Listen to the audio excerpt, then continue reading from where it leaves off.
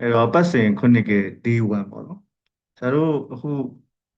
ဖြတ်တန်းလာတာ2လပြည့်ပေါ့ဒီတစ်ပတ်ကနောက်ဆုံးပါ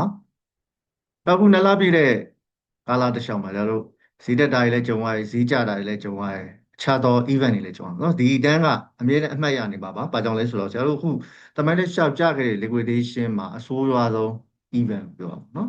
တရက်ထဲမှာဘီလီယံ20လေထဲမှာငွေပြတ်သွားအဲ့တော့ဒီ event တွေကတနည်းအားဖြင့်ပြောရမယ်ဆိုလို့ရှိရင်ဆရာတို့ဈေးကွက်ထဲမှာဟို macro event လို့ပြောတာပေါ့နော် macro micro နဲ့ macro ပေါ့နော် micro event ပေါ့နော်ဆိုတော့သူက event အကြီးလည်းမဟုတ်ဘူးတိုးတော်လဲဆရာတို့ short term liquidation တွေကိုဝင်ပြီးတော့စသွားတာအဲဒါကြောင့်မလို့ဈေးကွက်ထဲမှာဆရာအများနဲ့မှားနေကြပါလဲဆိုလို့ရှိရင်တော့ကျောင်းသူကျောင်းသားတွေ stop loss ထားပါ take profit ထားပါ risk management တွက်ပါရေရှည် long term ကြည့်ပါနော် long term ကြည့်တာတော့ရေရှည်ပေါ့နော်ဒါပေမဲ့အများနဲ့ဈေးကွက်ထဲမှာဆရာတို့ trade တယ်ဆိုလို့ရှိရင်ကိုမြတ်တဲ့အမြတ်ကိုယူပြီးလို့ရှိရင်ဆရာတို့ကနောက်ထပ်နောက်ရက်ဒီမှာပါဆက်လုပ်နေဒီလိုမျိုးအများနဲ့စဉ်းစားခိုင်းတာဈေးကွက်ဒီဘက်တော့မှပုံသေးအတိအကျမရှိဘူးအဲ့တော့အပြင်မှာအခုရွှေဝယ်မယ်ဆိုလို့ရှိရင်လည်းရွှေကဝယ်လို့မရတဲ့အခြေအနေတော့ရောက်တယ်နော်ဗီယက်နမ်တွေကမ္ဘောဒီးယားတွေဒီနေ့စင်ကာပူတွေဗီဒီယိုတွေတက်လာနော်ရွှေဈေးအရင်မြင့်လို့ဆိုပြီးတော့တိုးကျိတ်ပြီးဝယ်နေကြတာဒါကောင်းတဲ့အခြေအနေလုံးဝမဟုတ်ပါဘူးဆိုတော့အရင်မြင့်ပြီးွားလို့ရှိရင်ပြန်မကြနိုင်ဘူးလားဆိုတော့အဲ့ဒါကိုပိုကြောက်တယ်နော်ဝယ်ပြီးတဲ့လူတွေကဒီအချိန်မှာမြက်နေလို့ပြုံးနေပြီမဲ့အဲ့လူတွေကိုယ်တိုင်ကလည်းကြောက်တယ်။ဘာကြောင့်လဲဆိုတော့ပြန်ကြရတယ်ဆိုလို့ရှိရင်ဆရာတို့ကအစင်းဘိန်းတက်တယ်လို့ဖြစ်မှာလာမယ့်အောက်တိုဘာ29ရက်နေ့ကြလို့ရှိရင် Fed ကနေပြီးတော့ဟိုရှိပါတယ်အတိုးနှုန်းလျှော့ချဖို့ရှိပါတယ်96ရာခိုင်နှုန်းအထိတေချာလောက်တဲ့အထိကိုသူတို့ပြောဆိုတဲ့တွေကိုကြားနေရပြီဆိုတော့ရွှေဈေးတက်တာတော့မဆန်းဘူးတိုးတော့နောက်ကနေပြီးတော့ Bitcoin လိုက်တက်မလားလိုက်မတက်ဘူးလားဆိုတာကဆရာတို့အခုလက်ရှိချိန်นี้တိတိကျကျပြောလို့မရအောင်နော်နိုဝင်ဘာလ1ရက်နေ့ကြီးကခံနေသေးတယ်ရွှေကတော့ကိစ္စမရှိဘူးဆိုတော့သူကအိုးဆရာတို့တွေ traditional safe haven access တစ်ခုအနေနဲ့ဖြစ်နေတယ်နော်ရွှေကင်ထားလို့ရှိရင်မြည်သည့်ကာလမဆိုဖြတ်ကျော်လို့ရတယ်ရွှေကဘယ်လောက်တောင်ကြောက်ဖို့ကောင်းလဲဆိုရင်ဆရာလွန်ခဲ့တဲ့3လတုန်းကဝယ်ထားတဲ့ရွှေကအခုနှစ်80ရာခိုင်နှုန်းလောက်တက်နေပြီအဲ့လောက်တောင်ကြောက်ဖို့ကောင်းတယ်ပေါ့နော်ဆိုတော့သိန်းတစ်ထောင်ဝယ်လို့ရှိရင်1800ဖြစ်နေတာကိုပြောချင်တာနော်80ရာခိုင်နှုန်းလောက်တက်နေရွှေက3လအတွင်းမှာအဲ့လောက်တက်သွားတယ်အားကြောင့်မလို့အရင်ကြောက်ဖို့ကောင်းတယ်လို့ပြောတာရွှေဈေးပြန်ကျလာနိုင်တဲ့ကာလရောက်ပြီဆိုလို့ရှိရင်ဆရာတို့တော်တော်လေးခံအောင်မယ် stocks တွေရောအခုဒီ cryptocurrency တွေရောပေါ့နော်ဒါတွေကိုကြိုတင်ပြီးတော့ပြင်ဆင်ထားရမယ်ဈေးကွက်ထဲမှာကိုကဘယ်လိုပုံစံနဲ့ရေရှည်မှာရက်တီမှာလဲဆိုတာလဲကြိုတင်ပြီးတော့စဉ်းစားထားရမယ်ဈေးကွက်ထဲမှာရေတိုကာလအကျိုးအမြတ်လိုချင်တာလားလိုချင်တဲ့လူဆိုလို့ရှိရင်တော့ trading လုပ်တဲ့ position မှန်သမျှကို risk ကိုတေချာတွက်ပြီးလုပ်ကိုက long term investor တယောက်ဖြစ်နေစဉ်းစားရဆိုလို့ရှိရင်တော့ဒီအချိန်မှာ DCA လို့ဈေးနှုန်းကျလာတဲ့ကာလရောက်ပြီဆိုတော့ဆရာတို့နောက်ထပ်သင်ပေးတဲ့ strategy ဖြစ်တဲ့ lump sum နဲ့ win ပေါ့နော်ဒါတွေကကျွန်တော်တို့အခုရရှိလာတဲ့ဘုသူတာတွေအသိပညာတွေကနေပြီးတော့ကိုယ့်ရဲ့ဥစ္စာဒနာတွေကိုကြွယ်ဝချမ်းသာလုပ်ပါဟုတ်ပြီနော်ဒါအခုဈေးကွက်ရဲ့ဆရာတို့ကြည့်မယ်ဆိုလို့ရှိရင်တော့ဈေးကွက်ဒီ sideways market သွားနေတယ်တိတ်ပြီးတော့တက်ဖို့လည်းမမျှော်လင့်နေဘူးเนาะအများကြီးတက်ဖို့မမျှော်လင့်ဘူးဆရာတို့ဒီမှာ Fibonacci ကိုသင်ပေးထားတဲ့အခါဘာတွေအသုံးဝင်လဲဆိုတော့ဒါပါပဲเนาะဘယ် level တွေမှာဒီကောင်တွေက flush ဖြစ်နိုင်လဲဘယ် level တွေမှာဆရာတို့အဓိက key point တွေတွက်နိုင်လဲဆိုလို့ရှိရင်ဒီမှာเนาะအဲ့တော့ဒီအောက်ကိုကျလာပြီဆိုရင်တော့မှကျွန်တော်တို့ရဲ့ key point တွက်ရမယ့်နေရာဒီနေရာမှာဒီအပေါ်မှာသွားပြီးတော့မစင်စားလဲအခုဒီနေရာမှာဘေးတစ်စောင်းသွားနေပြီ sideways market ဘယ်အထိသွားမလဲဆိုတာမပြောတတ်သေးဘူး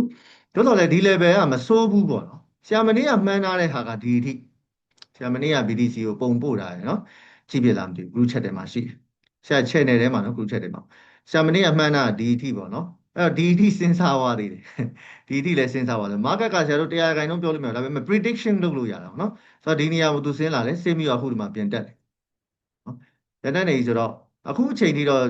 ့ဆရာအနေနဲ့ဒီကောင်ကြီးကိုဒီလိုကြီးတက်သွားမယ်လို့မပြောနိုင်သေးဘူးဆရာအနည်းဆုံးပြောနိုင်တာတစ်ခုတော့ရှိတယ်ကျွန်တော်တို့တွေဒီ level ကိုတော့ဖြတ်ကျော်ရအောင်114 113ညဆိုတော့ indicator တွေအကုန်လုံးကြည့်လိုက်လို့ရှိရင်လည်းဒီ level မှာဆရာတို့ကပြန်ပြီးဆင်းနေတာတွေ့ရလိမ့်မယ်။ဘူလင်ဂျာဘန်းကိုဖွင့်လိုက်တယ်ဆိုလို့ရှိရင်ဘူလင်ဂျာဘန်းရဲ့ဒီမှာ mid point ကဒီနားမှာရောက်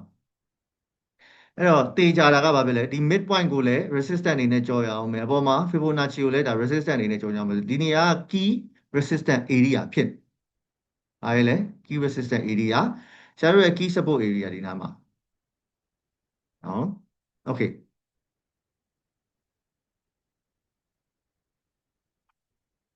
ဟုတ်ပါပြီကဲစမယ်နော်ကျောင်းနောက်ကြကျောင်းနောက်ကြတယ်နော်အဲ့တော့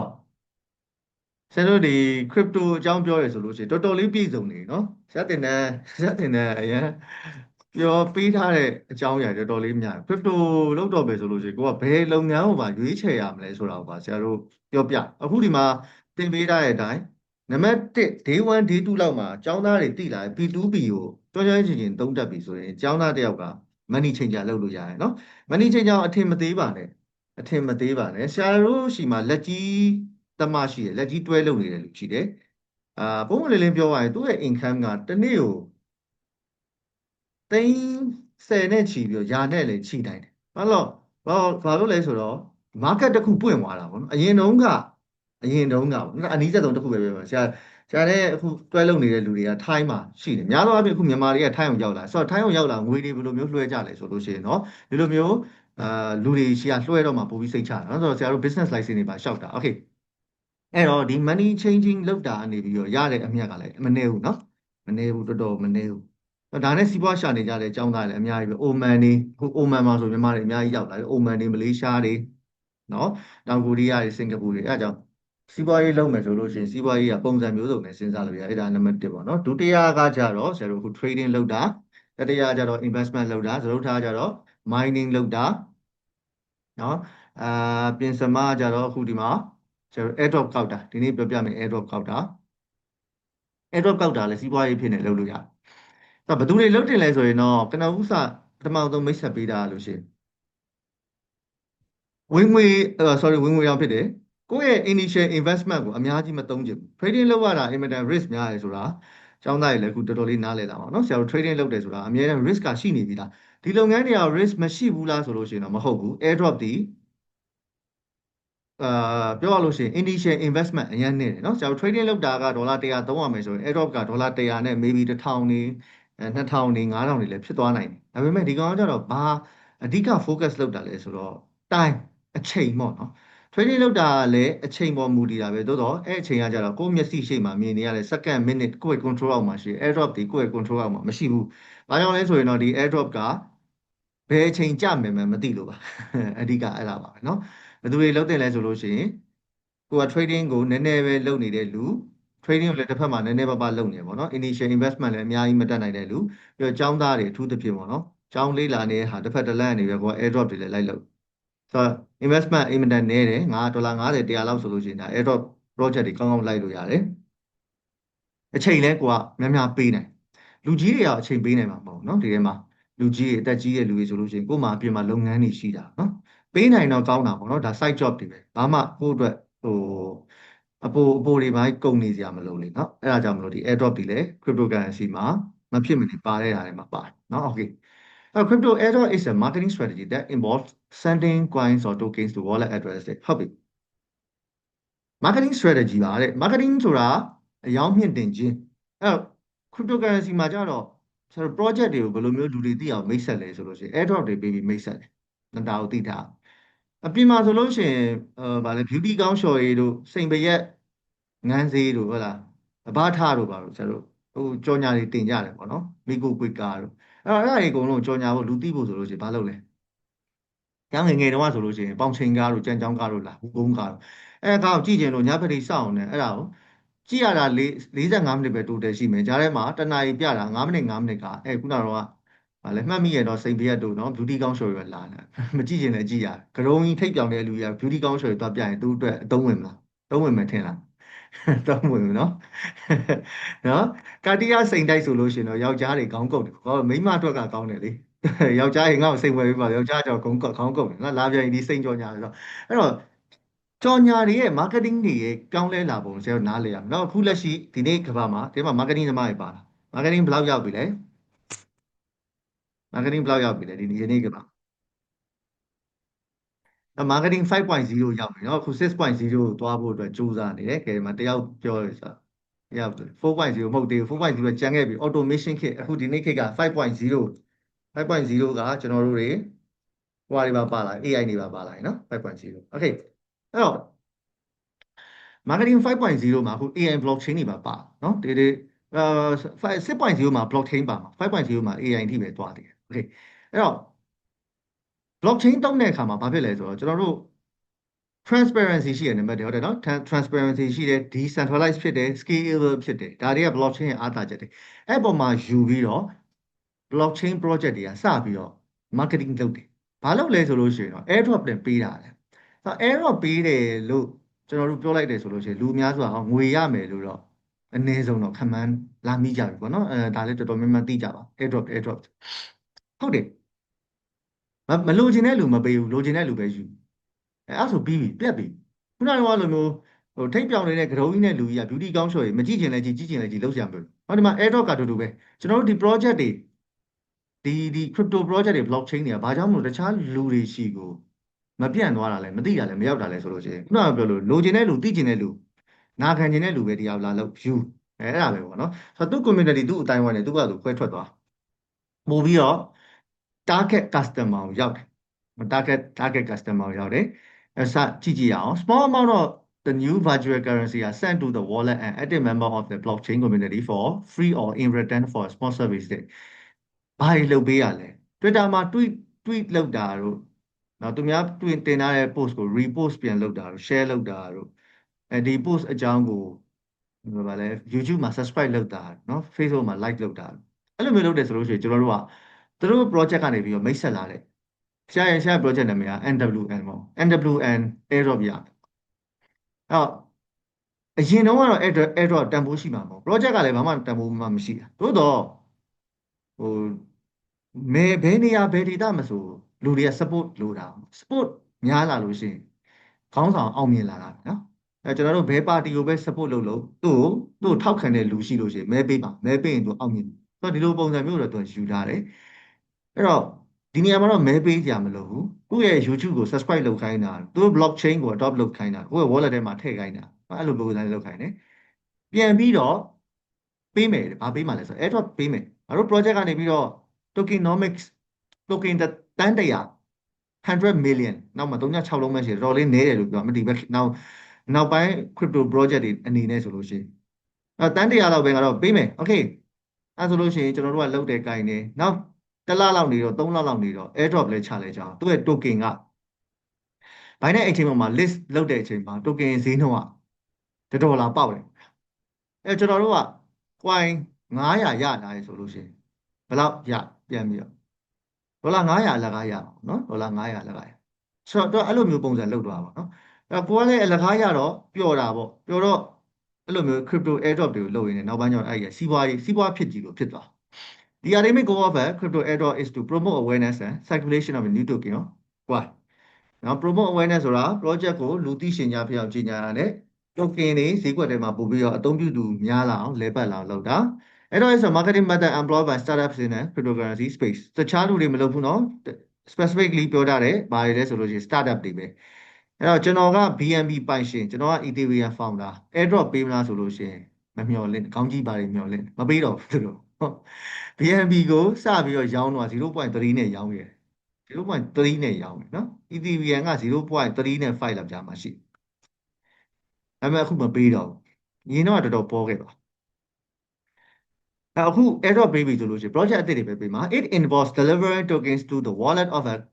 current currency trader either for a free or exchange or small promotional service နော်သူကလူသိရှင်ကြားဖြစ်အောင်ကြော်ညာပေးအောင်အဲ့ဒါကြောင့်မလို့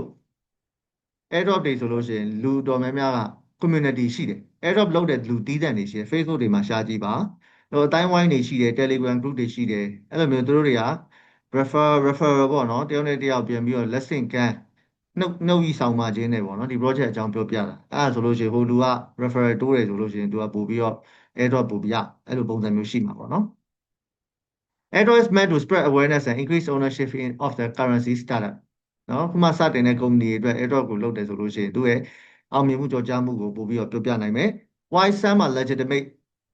ချို့ airdrop တွေကမှန်ကန်လုပ်တော့လေတချို့တွေကကြတော့အလိမ်ညာတွေကိုယ့်ရဲ့ personal information တွေ wallet information တွေခိုးဖို့အဲ့တော့အခု MetaMask wallet ဖန်တီးတာဆိုလို့ရှိရင် wallet ကို3ခုဖန်တီးတာနော်မတူညီရဲ့ wallet 3ခုဖန်တီးတာပါဆိုလိုချင်တာ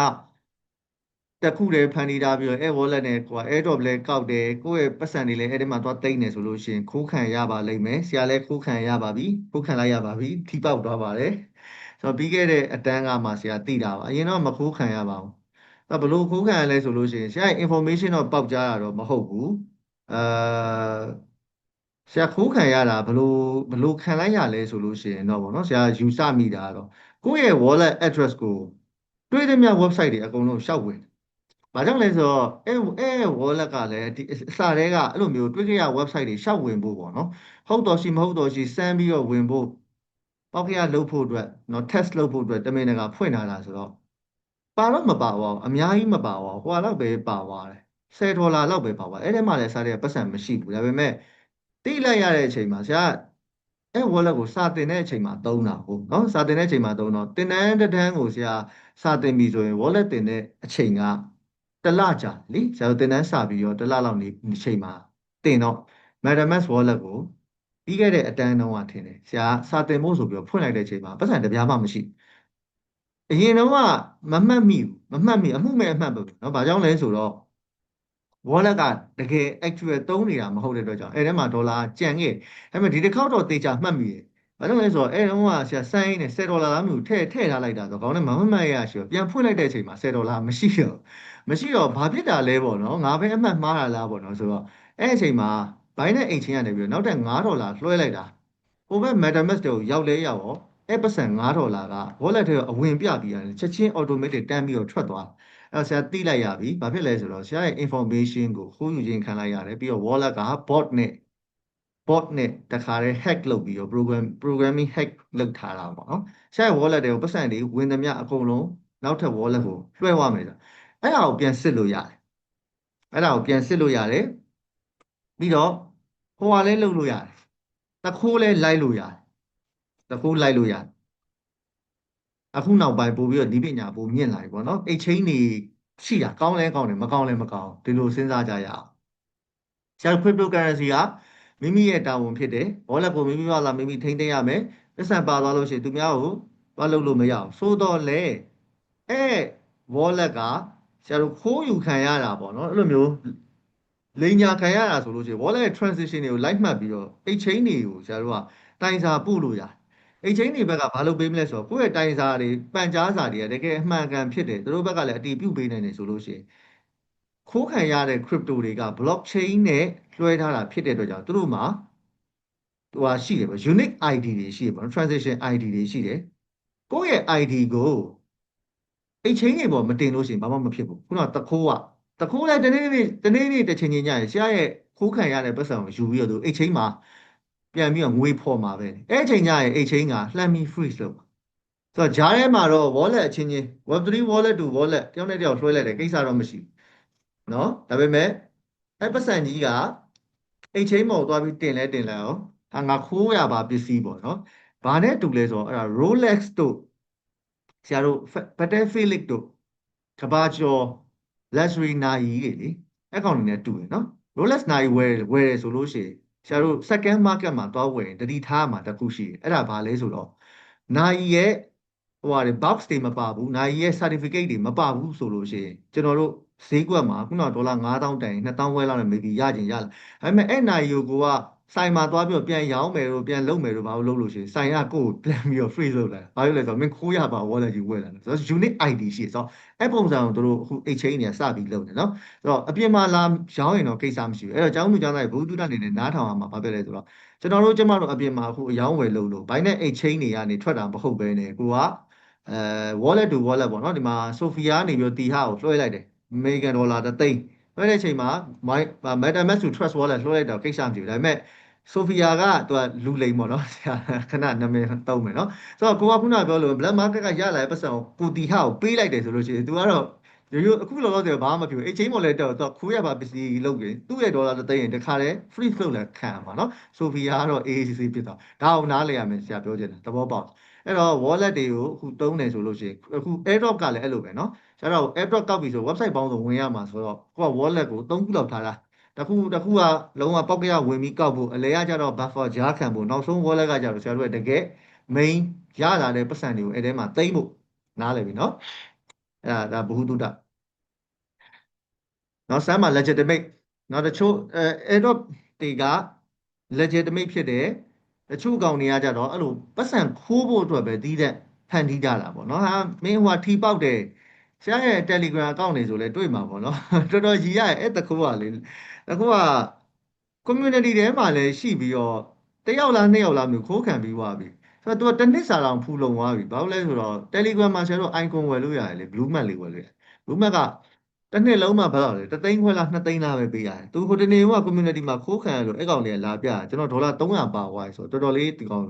တန်သွားပြီပေါ့နော် blue mat ဝယ်တယ်အဲ့ဆရာနာမည်ရော personal account တွေရောပါတယ်အကုန်လုံးနာမည်လေးတစ်လုံးစီပေါ့နော်ထားပါ new world navigation ဆိုနောက်က G လေးဖြုတ်ခဲ့ရအောင်ရုပ်ချက်ကြည့်လိုက်တယ်ဆိုတော့ဒါအစ်စ်ပဲပေါ့ပြီးတော့ဘာလို့လဲဆိုတော့ airdrop ရောင်းတယ်ဟောဒေါ်လာ90နဲ့ airdrop ရောင်းတယ်ဆိုတော့ community မှာအဲ့ဒါတွေ့တော့ဝိုင်းပြီးပြောကြပါကိုဆရာတယောက်တည်းမဟုတ်ဘူးတခြားသောcrypto community ကိုလည်းသူတို့လည်းအဲ့လိုပဲလုပ်တယ်နော်တခုက okay အဲ့တော့ airdrop may be based on those who express interest holding existing tokens and intentionally select or win refer okay အဲ့တော့ airdrop ကောက်မယ်ဆိုရင်เนาะ when a project announce an airdrop တဲ့เนาะ project တစ်ခု airdrop announcement လုပ်ဖို့အတွက်ကျွန်တော်တို့ဘယ်မှာရှာရမလဲဆိုလို့ရှိရင်ဒီထဲမှာတော့အခုလောလောဆယ်တော့စပြီး airdrop လုပ်မယ်ဆိုတော့ beginner level ဖြစ်မှာပေါ့เนาะများသောအားဖြင့်ဆရာတို့ရှာတဲ့ဟာက website တွေမှာ beginner level ရော expert level တွေရော friendly ဖြစ်မှာတော့ website ပဲ website တွေလည်းဆရာဒါသင်တန်းပြီးလို့ရှိရင် link တွေညွှန်ပေးမယ်တကယ် pro level ရောက်ရင်တော့ website တွေပါအားမကူတော့ကိုယ်တိုင် airdrop တွေ research လုပ်ပြီးတော့ရှာတယ်ဘယ်မှာရှာလဲဆိုလို့ရှိရင်တော့ X เนาะအားလုံးပြောတယ် Twitter ပေါ့เนาะအဲ Twitter မှာကကြတော့ပို့ပြီးကြိုသိနိုင်။နောက်လည်း Twitter မှာကအများနဲ့ crypto သမားတွေ active ဖြစ်နေတဲ့အတွက်ကြောင့်မလို့သူကအဲ့လိုမျိုးပေါ့နော်။ It is usually set specific criteria requirement that participant must to be eligible ပါဝင်ဖို့အတွက်ဆိုလို့ရှိရင်ကျွန်တော်တို့ဘက်ကသူတို့တောင်းထားတဲ့အချက်လက်တွေပြည့်စုံဖို့လိုတယ် These requirements can include joining a specific Telegram group ပါဝင်တာတွေ following the project on social media social media ပေါ်မှာသူ့ရဲ့ account တွေကို follow လုပ်တာ newsletter တွေကို subscribe လုပ်ထားတာ holding a minimum amount of specific coin in a wallet နော်ကိုယ့်ရဲ့ wallet ထဲမှာသူတို့သတ်မှတ်ထားတဲ့ amount အနည်းဆုံးရှိထားရမယ်လို့ပြောတာ the error may also be given to wallet that have interact with the project platform before a set date နော်သူတို့သတ်မှတ်ထားတဲ့ရက်ရှိတယ် Binance Hodler airdrop ဒီလည်း airdrop အမျိုးအစားတစ်ခုတည်းမှာပါဝင်တယ် However these criteria are not always announced beforehand အဲ့တော့ဒါတွေကိုကြိုပြီးတော့သူတို့ကပြောမှာမဟုတ်ဘူးကျွန်တော်တို့ကခံမှန်းလို့ရတယ်ခံမှန်းရလဲလွယ်နေပြီเนาะဒါတွေကလုံနေကြဆိုအင်မတန်လွယ်တယ် Some famous airdrop has supplies the profile active user by airdropping new tokens before revealing the airdrop criteria အဲ့တော့ surprise တိုက်တာပေါ့เนาะနောက် project တွေကကြတော့ surprise တိုက်တယ်မပြောဘူး airdrop ပေးမယ်လို့ဘာကြောင့်မပြောလဲဆိုလို့ရှိရင် airdrop ပေးမယ်လို့ကြေညာလိုက်တာနဲ့လူတွေကလောဘရမတ်တွေတက်လာပြီးတော့ဝိုင်းလောက်ကြတယ်ပေါ့နော်ဆိုတော့တချို့တော့ project တွေကလည်းအဲ့လိုမလို့ကြုံအစစ်မှန်အမှန်ကန်အားပေးတဲ့နော်အမှန်ကန် user တွေပဲလိုချင်တယ် There are no rules for airdrop အခုချိန်လက်ရှိချိန်ဒီဘာဥပဒေမှမရှိသေးဘူးဒါကြောင့်မလို့ crypto space ကတခါလေကြာရင် Wild West နဲ့တူတယ်လို့ပြောတာပေါ့နော် crypto space မှာ rules and regulations တွေဘာမှမရှိဘူးကိုလုပ်ချင်တာကိုလုပ်လို့ရတယ်တော်တော်ကြီးကိုကောင်းတဲ့နေရာလို့ပြောရမှာဖြစ်တယ်နော်အခုမှspace ကြီးကတိုးတက်ကာစားဆိုတော့เนาะအဲ့တော့ဆရာတို့တင်တန်းမှာတော်တော်ကြာပြီဒီတရားဆိုလို့ရှိရင်ဘေးနာဆရာဒေါ်လာ3641ပေါ့နော်ဒါကចောင်းသားတယောက်ဆရာတို့ရှိမှာအဲ့တော့တင်တယ်အဲ့တော့လုတ်တယ်ပေါ့နော်သူကကြတော့အမှဒေါ်လာ3600ဆိုတော့အခုဆိုရင်3လိပ်ဆက်နေဆိုတော့320 30လောက်ရအောင်နော်သူအဲ့တော့ရသွားတယ်သူ့ကိုယ်သူတော့မယုံဘူးဖြစ်တယ်နော်ရတယ်ကျတို့ចောင်းသားတွေတော်တော်များများလည်းရတယ်တချို့ចောင်းသားတွေဆိုလို့ရှိရင်380တို့300တို့ဘာလို့အဲ့လို airdrop ကောက်ရင်ရလာဆရာတို့လာပြကြတယ်ညာတော့ဆရာတို့ airdrop မကောက်ဘူးဘာလို့မကောက်တာလဲဆိုလို့ရှိရင်တော့ဟိုအချိန်ရမ်းပေးရတယ်ပေါ့နော်ပြီးတော့ airdrop ကတီးတန့် line တစ် line ရှိတာ airdrop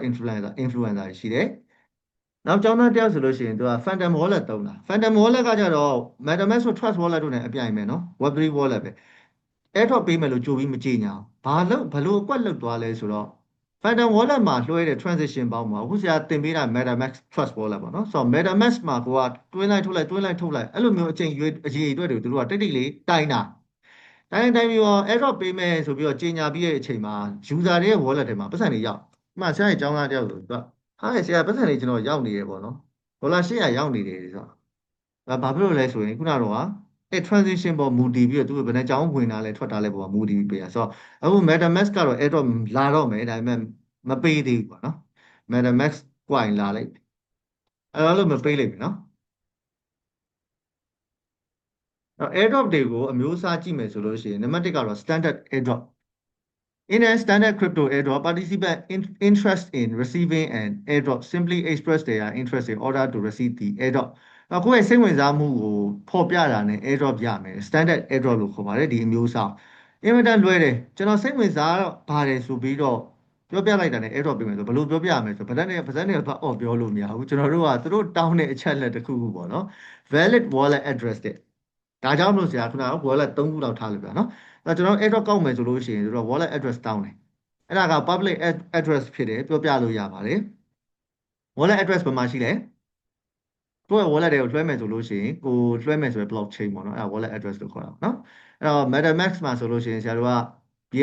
BNB chain ကိုကင်လိုက်ရဆိုဒီထိတ်လောက်မှာရှိမှာပေါ့နော် Ethereum ဆိုလည်းဒီထိတ်လောက်မှာရှိwallet address တွေပဲအဲ့ကောင် public address ဖြစ်တဲ့အတွက်ကြောင့်မလို့ဆရာတို့အနေနဲ့ပြောပြလို့ရတယ်ပုံမှန်လေးချပြလို့ရတယ်မပြောပြရမှာက C phrase နဲ့ private address အဲ့နှစ်ခုလုံးကလည်းလွယ်လွယ်ကူကြည့်လို့မရအခုဒီမှာဆရာပြီးခဲ့တဲ့ဘက်ကလေတေချာပြောသွားရယ်နော် Binance wallet ကိုဆရာပြောပြရင်းနဲ့ wallet address ကို QR code ကိုဘာမှသွားပြီးရှာလို့ရလဲအခုထိဆရာကိုမေးနေတော့နော်ဒါဟိုထဲမှာစကားပြောရအဆင်မပြေလို့ဒီမှာပဲပြောပြလိုက်ဆိုတော့ mobile phone နဲ့ကိုဖွင့်လို့ရှိရင် setting ထဲမှာရှိရလေ setting ထဲမှာကျွန်တော်တို့က security တို့ဘာလို့လဲမှာဝင်ကြည့်လိုက်တာ ਨੇ အဲ့ဒါ wallet ခုနကတော့ address ဒီ seed phrase တွေပေါ့အခုဒီ Binance wallet ကကြတော့ Binance wallet ကကြတော့သူကဟိုပါပေါ့ Binance wallet ကကြတော့ hybrid wallet ဖြစ်တဲ့အတွက်ကြောင့်မလို့ဆရာတို့အနေနဲ့ QR code ထွက်လာเนาะအဲ key ကိုတခါလေ QR code ပြောင်းပြီးမှတ်ထားအဲ့ဒါလေးလုပ်လို့ရတယ်တော့တော့မပြောပြနဲ့เนาะသူများကဘယ်သူမှမပြောပြနဲ့ပြောပြလိုက်ရင်အဲ့ case ဆုံးသွားပြီเนาะ wallet တစ်ခု address တစ်ခုဟုတ်တယ်เนาะအဲကျွန်တော်တို့တက်လုံးဘယ်တော့မှမပြောပြတဲ့အရာလေးမှာပါတယ်เนาะအဲ့တော့ and some airdrops require no additional information beyond this ဘာမလို့တချို့ကောင်တွေဆိုလို့ရှိရင် public key ပဲပြောပြတယ်ဘာမလို့တဲ့နော် standard airdrops often have a set amount of tokens to distribute with a limit on how many tokens each individual may receive နော်အဲ့တခုပြောပြမယ်ဆရာဘာလို့ဆရာရဲ့ wallet address ကဖိုးခံရလဲဆိုလို့ရှိရင်ဟိုဟာဖြစ်လို့တော့မဟုတ် security အရင်အားနေလို့လည်းမဟုတ်ပြန်တေးကြတာတခုကတော့ဆရာမှတ်မိတာ wallet ကို wallet address ကိုအဲ့လို public မှာချပေးဘူးတယ်နောက်ခုဒီမှာတီဟာနဲ့ဆိုဖီနဲ့လွှဲမဲ့ဟာကိုမဟုတ်ပဲနှစ်ယောက်မဟုတ်ပဲနဲ့ရှာ somebody ပေါ့နော် online မှာအဲ့လို Twitter ပေါ်မှာတက်လာတဲ့အချိန်မှာ wallet address ချခဲ့တော့ဆိုပြီးအဲ့လိုလုပ်ခဲ့ဘူးတဲ့ကာလတော့ရှိဘူးပဲဘာတော်တော်ကြာပါပြီလွန်ခဲ့2နှစ်3နှစ်လောက်ပါဒါပေမဲ့တောင်လဲ website မသိတဲ့ဟာတွေလည်းမဝင်ဘူးဆိုတော့အဲ့ဒါလိုပဲနောက်ဆုံးတော့ကောက်ချက်ချတယ်အဲ့တော့ internet online ပေါ်မှာမင်းတို့ပါလဲ 1 BTC ပေးမယ်ကန်ထူးတဲ့ user တွေကရမယ်ဒီနေရာမှာ wallet address ချခဲ့ပါတော့ဆိုလို့ရှိရင်အဲ့ wallet address တွေမသုံးတာကောင်းတယ်ရေရှည်ပြရပါတော့ခုနကတော့ကျွန်တော်တို့ရဲ့ information ကိုသူတို့ကရတဲ့အတွက်ကြောင့်ပို့ပြီးတော့အစစ်မြင့်တဲ့နည်းပညာနဲ့လာပြီး hacking လုပ်တာဖြစ်သွားနိုင်နော် This type of airdrops are popular due to their simplicity ရဲ့ wallet address တွေချပေးရုံနဲ့ airdrop ကြမယ်ဆိုတော့တော်တော်လေးရိုးရှင်းပြီးတော့ဘာအုံနောက်မှသုံးကြမလို့ crypto တော့နားလည်ကြမလို့ကွာဒါက wallet address ဒါကို copy လုပ်မယ်ဟိုမှာ paste လုပ်ပါဆိုရပြီအဲ့ဒါအဲ့ဒါသူ airdrop ရမယ်နော်တကယ်ကိုလွယ်တယ်အဲ့တော့တချို့လူတွေကနည်းနည်းလေးညံသုံးလာကျွန်တော်တို့လိုဆရာလဲပါအရင်ယူတာအရင်တော့ airdrop ကောက်တာเนาะဒီ industry ရောက်တော့မနူးမနက်နဲ့အဲ့တော့ကောက်တာဆိုအဲ့ကောင် airdrop ပေးမယ်ဆိုကို wallet address သွားချတာတကယ် airdrop ရတယ်တခုရတာပေါ့เนาะထားပါတော့လူတယောက်ကိုသူကနှစ်ခုပေးမယ်ဆိုတစ်ခုကို$5တန်တယ်ဆိုနှစ်ခုဆို$10ပေါ့เนาะပျော်နေအောင် airdrop $10ပို့ရတယ် okay and then ပြီးရောတော်တဲ့လဲတဲ့လူတော့တော်တဲ့လူလို့မပြောတော့လဲတဲ့လူကကြတော့ multiple wallets တွေကိုဖန်တီးတာလူတယောက်မှာ wallet ဘယ်နှခုဖန်တီးရမယ်ဆိုတာဘယ်သူမှမသတ်မှတ်ထားဘူးလေဟုတ်လားအဲ့ကြောင့်အများနဲ့ play by the rules ဆိုတာစဉ်းစားနော်အုံနောက်ပါနော်ကျွန်တော်တို့ရိုးသားလို့ရှိရင်မချမ်းသာဘူးနော်ဒါပေမဲ့လူရုပ်မှာတော့ဆရာလုတ်ခိုင်းတာပေါ့အုံနောက်သုံးခိုင်းနော်ဘာလို့လဲဆိုတော့လူတယောက်မှာ wallet ကြိုက်လောက်ဖန်တီးလို့ရတယ်ဆိုတော့သူက multiple wallets တွေဖန်တီးပြီးတော့ဘာအဲ့မှာခုနunit address ထွက်တာเนาะ public address တွေအကုန်လုံးမာဒီလူတယောက်တည်းပဲ wallet အခု90ဖန်တီးပြီးတော့သူကဒီမှာလာပြီးပေးလိုက်အဲ့တော့ wallet တစ်ခုကို$5ရရင်အခု90ဆိုလို့ရှိရင်ဒေါ်လာ900ရဟုတ်လားเนาะ10ခုဆိုဒေါ်လာ900အခု90 920ဒေါ်လာ2500เนาะ okay ဆိုတော့အဲ့ဒါဘာဖြစ်လဲဆိုတော့ तू ပြောရတဲ့ဥပဒေကြပဲ criteria ပဲမှန်ကန်လုပ်တယ် wallet အခု90လေးလာလောက်တယ် project ဘက်ကသူ့ဘာမှပြောလို့မရเนาะအဲ့တော့အဲ့လိုလောက်တာတွေများတော့ ဘာဖြစ်သွားလဲဆိုတော့နောက်ပိုင်းကျတော့ project team တွေဘက်ကသူတို့ကတတိထားမိလာတယ်သူတို့လိုချင်တာကဘာလဲဆိုတော့လူတစ်ယောက်ကို wallet တစ်ခုเนาะ ID unit ID တစ်ခုကလူတစ်ယောက်လို့သူကသတ်မှတ်တော့ wallet ခု90ဆိုလို့ရှိရင်ငါတို့ရဲ့ project အကြောင်းလူရောက်90ရတော့ကောင်းကောင်းကြီးတည်သွားပါပြီရဲ့ဆိုသူတို့ကမျှော်လင့်တာပဲဟုတ်မယ်เนาะအကောင်လုံးကစီးပွားဖြစ်လာလောက်ကြတဲ့လူတွေများလာဈေးကွက်ထဲမှာစဉ်းစားစရာတွေအများကြီးဖြစ်လာအဲ့ဒါနဲ့ခုနအဲ့လိုကောက်တဲ့လူတွေ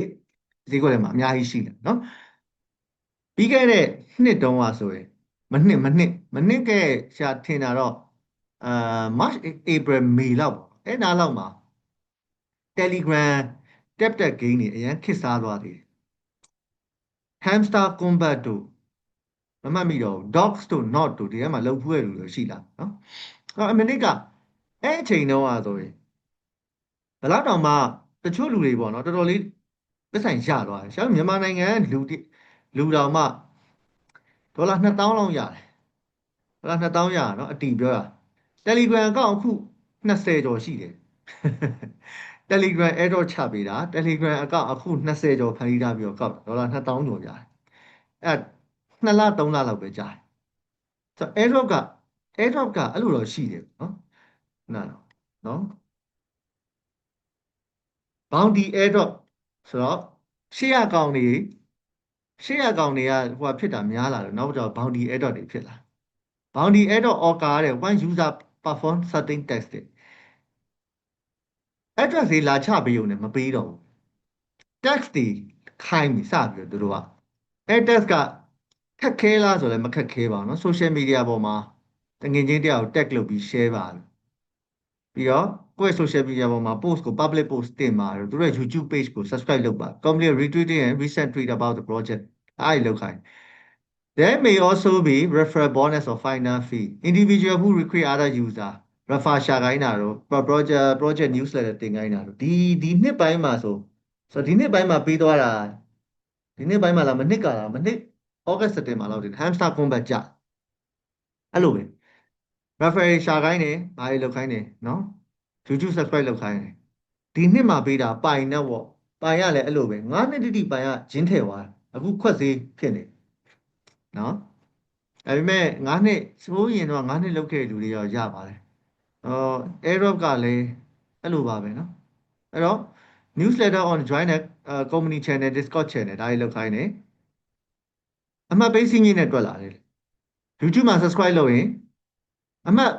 အပြည့်က point 300เนาะအောက်မှာ earning point 300အောင်မှတ်ကအမှတ်100ဆိုတော့အောင်မှတ်ရလို့ရှိရင်မြို့ airdrop ပေးမယ်အမှတ်100ပြည့်ဖို့လို့ YouTube မှာ subscribe လုပ်ရင်အမှတ်20Facebook မှာ like follow လုပ်လို့ရှိရင်10မှတ် post share လို့ရှိရင်10မှတ်အဲ့လိုမျိုးပေါ့နော်သူကတွက်သွားပါနောက်ဆုံးအမှတ်100ရလို့ရှိရင်မင်းဘာလဲ airdrop ပြည့်ဖို့အတွက်နော် criteria ပြည့် eligible ဖြစ်ပြီအဲ့တော့ခုနကတော့လူတစ်ယောက်ကနေပြီးတော့ account 20လောက်လာပြီးလုပ်ဖို့ဆိုတာတော့မလွယ်တော့တဲ့ကိစ္စဖြစ်သွားဟုတ်လားသူ့ရဲ့ page ကိုအယောက်20သွားပြီး follow လုပ်ရမယ်ဟုတ်တယ်မလား post ကိုလည်းအခါ20သွားပြီး share လုပ်ရမယ်အဲ့ဒါမှပေါ့ဘာဖြစ်လဲအခုရဲ့ account 20နဲ့ရမှာဆိုလူတစ်ယောက်တည်းလုပ်ဖို့ဆိုတာမလွယ်တော့ဘူးလေနော်ဟုတ်တယ်နော်အဲ့တော့အဲ့လိုမျိုးလေးသူကပြန်ပြီးတော့စစ်ဆေးလာပါတော့ bounty airdrop ကောက်ချလိုက်တော့သူလည်း airdrop လာပြီးချိလုပ်လို့မရတော့ကိုလည်းတကယ် unique ဖြစ်တဲ့ user တွေရတာနော်အဲ့ bounty airdrop ပြီးတော့ hotline airdrop ဒီကောင်ကတော့အလွယ်ဆုံးပဲ hotline airdrop ကလည်းနည်းနည်းခွဲခြားဆက်ဆံမှုရှိတယ်ကွာနော်လွယ်ပေမဲ့ခွဲခြားဆက်ဆံခံရတယ်ပြောရမယ်ဘလို့လဲဆိုတော့သူတတ်မှတ်ထားတဲ့ crypto ကိုကင်ထားတယ်ဒါပဲရပြီ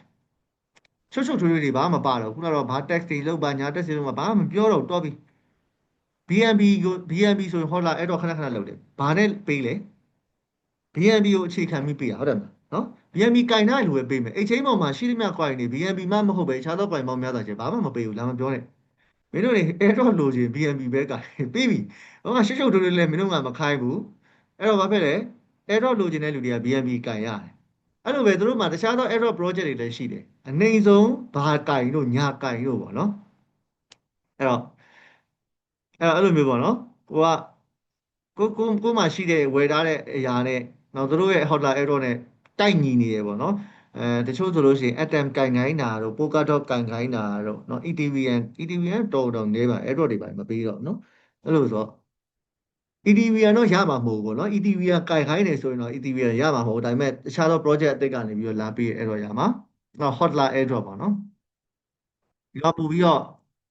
straight to the point airdrop ပေးမယ်မင်းတို့လည်းတကယ်အမှန်ကန်ပေးမယ်မင်းတို့လည်းသတ်မှတ်ထားတဲ့ amount တစ်ခုကိုင်ဆိုတော့အဲ့လိုမျိုး downside holder airdrop is individual who may be holding เนาะ otherwise may be prorate amount เนาะဟုတ်ပြီ exclusive airdrop ကကြတော့ exclusive airdrop ကကြတော့လူတိုင်းမရဒီကောင်ကကြတော့เนาะ exclusive လို့ပြောထားတဲ့အတွက်ကြောင့်မလို့သက်ဆိုင်ရာလူတွေပဲရမယ်ဘယ်သူတွေရမယ်ဆို investor တွေရနိုင်တယ်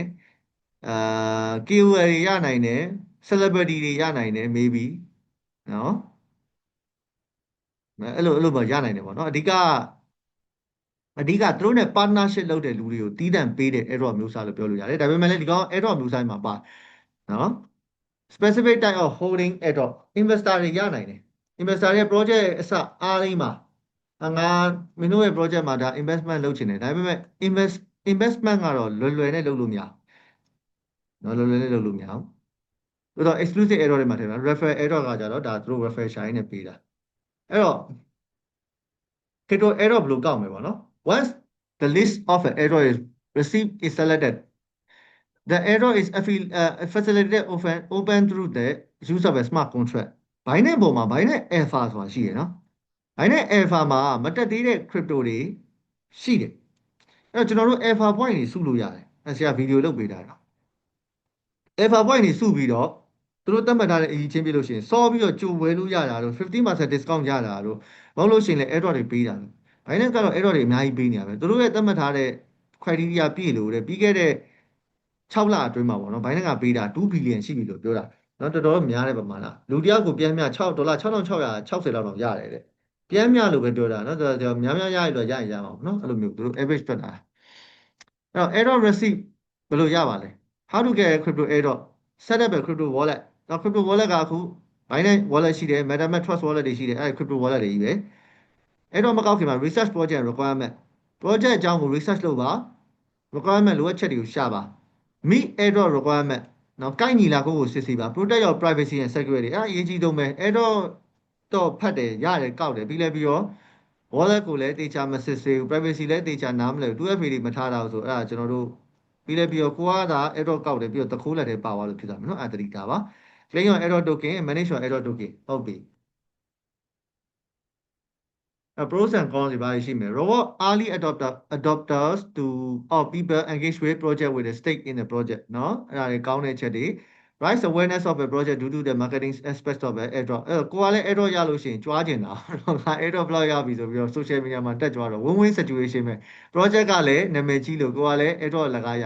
ကိုကြွားလို့တခြားလူကလည်းဒီ crypto လိုက်ဝယ်လို့ရှိရင်လည်းဈေးကတက်အောင်မှာပဲเนาะအကုန်လုံး win-win situation နောက်ဆုံးဝယ်တဲ့လူပဲကြီးတဲ့ခံမှာ encourage the use and the adoption of a newly issued token အားပြအမြောက်ပြုမယ်ပေါ့နော် may distribute token across the hodler and a manner that will not naturally happen in the open market เนาะပုံမှန်အပြင်မမြင်ရလေးရှိတဲ့ဈေးကွက်တွေမှာကြောက်ရမယ်အားနဲ့ချက်တွေကတော့ hodler must connect wallet to specific site to claim airdrop တယ်အဲ့တော့ဆရာတို့ဖြစ်တာကျွန်တော်တို့ကအားနဲ့ချက်တွေရှိတယ် wallet တွေကိုကျွန်တော်ဟို website ဝင်မှာဒီ website ဝင်မှာလိုက်လုပ်ပြီးပြီးတော့လူလိမ် website နဲ့တွေ့ကျွန်တော်တို့ရဲ့ဟို address တွေတို့ကခိုးအဲ့လိုဖြစ်နိုင်တယ် may prove to be permanent scheme เนาะအဲ့တော့လိုချင်လေဆိုပြီးသူက permanent ဆိုတာဗာလဲထိတ်ဆုံးတွေအပေါ်ဆွဲခေါ်သွားပြီးတော့เนาะနက်ပြီးရောက်နေပြီးတော့မှကျွန်တော်တို့တွန်းချခံလိုက်ရတာเนาะသူရ net sit တွေလို့ဖြစ်ကုန်တခြားမင်းလို့เนาะ permanent ပေါ့เนาะအဲ့တော့ may disuse some investor for participating if they prefer different way of distribution token အဲ့ဒါရှိမယ်ဆိုတော့ what less if the token does not have a liquidity on the exchange တကယ်ဘာ token မှာ liquidity မရှိဘူးဆိုပြန်ရောင်းလို့မရရတာရတယ်ဘာမှတန်ဖိုးမရှိအဲ့ဒါဖြစ်နိုင်တယ်အဲ့ရပါ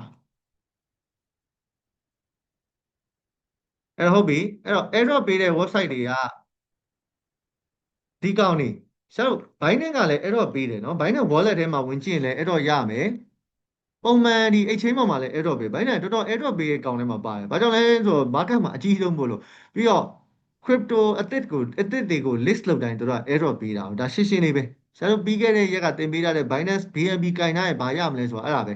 Binance ကနေပြီးတောက်လျှောက်ပေးတာအခုချိန်ကြီးလည်းပေးတော့မယ်လစဉ်လတိုင်းပေးတယ် project တက်လာတိုင်းရတယ်ကျွန်တော်တို့ကကောက်တက်ဖို့ပဲလို့တော့တယ်အဲ့တော့ BNB မကင်ဘူးဆိုလို့ရှိရင်တော့ Binance wallet ထဲမှာ Web3 site ကိုတွားပြီးတော့တက်ဆိုင်ရာ airdrop တွေရှိတယ်ဆရာခုဂျာနဲ့လူကြည့်ကြည့်ရအောင်เนาะအခု Binance application ကိုဖွင့်လိုက်ပြီးတော့ဆရာတို့ဟို Web3 ဘက်ကို wallet ဘက်ကိုတွားကြည့်မယ် wallet ဘက်ကိုတွားပြီး discover ဆိုတဲ့အောက်မှာ အခုရှိတယ်အခုထိရှိတယ် Discover ဆိုတဲ့အောက်ပေါ့နော်နံပါတ်၄ခုမြောက်တက် Home ရဲ့ Market ရဲ့ Trade ရဲ့ Discover ရဲ့ Access ရဲ့เนาะအဲ့မှာ Discover ဆိုတဲ့အောက်ကိုတွားလိုက်ရင်ပထမဆုံးတွေ့ရမှာ AirDrop လို့ရေးထားတယ်တွေ့လားတွေ့ရနော်လွယ်လွယ်လေးနော် AirDrop ရဲ့အောက်မှာ Exclusive AirDrop ဆိုတော့အခုဆိုရင် project 3ခုရှိတယ်တွေ့လားgrab a share of 6သိန်း C rewards in a C DeFi season 5အဲဒါ AirDrop တစ်ခုဘယ်ချိန်ပြီးမလဲဆိုရင်17လပိုင်း1ရက်နေ့ပြီးမယ်ဆရာတို့အခုမှီသေးတယ်ဝယ်လုံးလို့ရသေးတယ်USDC to share Huma 3သိန်းဘို့တန်ဖိုးရှိ Huma Finance ကိုလုတ်အကောင်ဟာ10လပိုင်း24ရက်ဆိုတော့ဒီနေ့က18ရက်ဆိုတော့ပြီးတော့မယ်နော်ဒီကောင်ကတော့ပြီးတော့နောက်တစ်ခုကကြတော့5.2 million SPK reward spark အဲကောင်ကကြတော့17လပိုင်း17ရက်နေ့ပြီးမှာဆိုတော့ ongoing ပေါ့နော်နောက်မှပြီးသွားတဲ့ add-on တွေလည်းအများကြီးပဲအအသေးပေးတာဗျာဆရာ add-on မလုပ်တော့လို့သီလားအရင်တော့ကတော့လုပ်တယ်နော်အရင်တော့ဆရာဒီ industry ကိုစဝင်လာတော့လည်း add-on တွေတောက်လျှောက်လိုက်ဖူးတယ်အဲတော့တောက်လျှောက်လုပ်တာပဲအခုတော့မလုပ်ဖြစ်တော့ဘူးပေါ့နော်အကြောင်းမျိုးမျိုးကြောင့်အဲ့တော့လုပ်လို့ရတယ်နော်ပြောချင်တာနော်ဒီမှာဘိုင်းထဲမှာပဲတောက်လျှောက်ပေးနေတာ ended ဖြစ်သွားတာလည်းပြန်ပြီးတော့ history ကိုကြည့်လိုက်လို့ရှိရင် project ပေါင်းအခု90ကျော်မယ်တင်တယ်ဒီမှာအခု history ကိုကြည့်လိုက်လို့ရှိရင်နော်နဲတာမဟုတ်90တာမဟုတ်100လောက်ရှိမယ်တင်တယ်နော်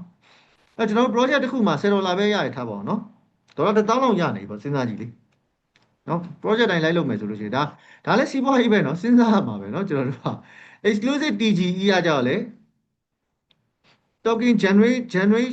generated event ပေါ့နော် TGE ဆိုတာပေါ့နော်အဲ့ကောင်လည်းairdrop တော့မဟုတ်ဘူးဒါပေမဲ့ airdrop အမျိုးအစားလိုပဲဒီ project တွေကိုကျွန်တော်တို့ကစောစောစီးလုပ်ထားလို့ရှိရင်တို့ကအရင်ဆုံးပေးဝယ်မယ်လို့ပါအဓိပ္ပာယ်အဲ့လိုမျိုးတက်ရတာနော်အဲ့တော့အဲ့ထဲမှာရှိရနော်ဒီမှာ booster ဆိုလို့ရှိရင်ဒါ booster ဆိုရင်တော့ booster ဆိုရင်တော့ဒီ project ကိုကိုဆရာတို့က join campaign လုပ်ပြီးတော့သူ့ရဲ့ဟုတ်ပြီ booster ဆိုလို့ရှိရင် project ကို join campaign လုပ်ပြီးရင်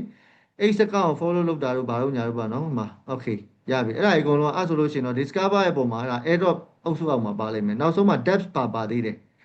DAPP DAPPS depth ဆိုတာကြတော့လေဘိုင်းနဲ့ကနေမဟုတ်တော့ဘဲနဲ့တခြားသော website တွေကိုရောက်သွားပြီ depth ဆိုလို့ရှိရင်เนาะအဲ့တော့ကျွန်တော်တို့ကဒီမှာ Asta ဝင်လိုက်လို့ရှိရင်သူက Asta ကအဲ့အချိန်မှာ error ပေးရဆိုရင်ဒီကောင်လေးချိန်ပြီးတော့တခါလေးလုပ်လို့ရတယ်เนาะဒါကတော့ကိုယ့်ဘက်ကိုသာလိုက်လုပ်ပါလို့ဆရာတို့လောက်ဒီ detail တော့မသွားတော့အဲ့တော့ဒါသဘောတရားပဲအခုဒါ Binance Wallet ပေါ်မှာရှိတာကိုဆရာပြောပြတာအဲ့တော့ဒီမှာနောက် website လေးဆရာတို့တွက်ကြည့်ကြည့်ရအောင်เนาะဒီမှာအခြားသော Binance မဟုတ်ဘဲနဲ့ website တွေမှာလည်း airdrop တွေကကောက်လို့ရတယ်ဒါ airdrop.io ကြည့်မယ်เนาะ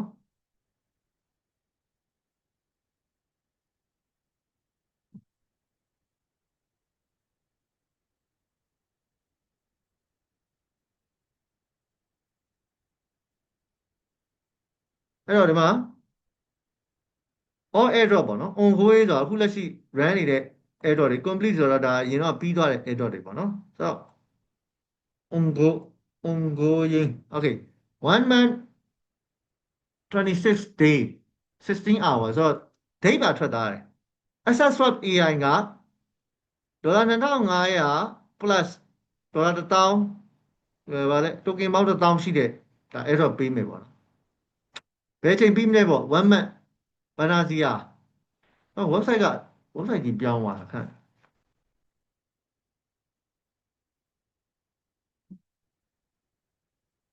အဲ့တော့အဲ့ဟောဒီမှာ okay okay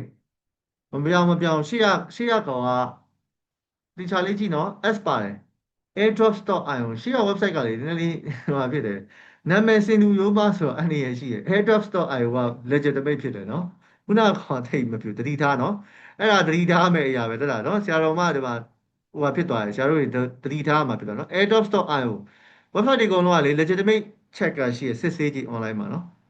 အဲဒီမှာ OpenSea ကနေပြီးတော့ confirm ဖြစ်သွားပြီ error ပေးမယ် OpenSea ဆိုတော့ကောင်းတာပေါ့ဘူးသူတော့ရှိရမယ်သိလား error ကောက်ချင်လို့ရှိရင်လေဆရာတို့ဒီ OpenSea ဆိုတာဘာလဲဆိုတာလေဘူးသူတော့ကြားဘူးနားတော့ရှိကြရမယ်ဘာလဲဆိုလို့ရှိရင်တော့ largest NFT market in the Web3 ecosystem နဲ့2019မှာဟိုဟာလုပ်ပြီးတော့ release လုပ်ထားပြီးတော့နော် launch လုပ်ထားပြီးတော့ဒီကောင်တကယ် largest ဟိုဟာ NFT အဲ့ခေတ်မှာ NFT တွေအကျန်းဆုံးဒီပေါ်မှာအရောင်းဝယ်ဖြစ်တာဘယ်လိုရမလဲ last update OpenSea final pre-DGE phase launch key date တွေပါ okay ဘယ်လိုကောက်ရမလဲ OpenSea reward system ဟုတ်ပြီဒီမှာ how to prepare အဲ့တော့ expire ဖြစ်သွားပြီပြီးသွားပြီပြီးသွားပြီဒါပေမဲ့ကျွန်တော်စာဖတ်ကြည့်အောင်နော်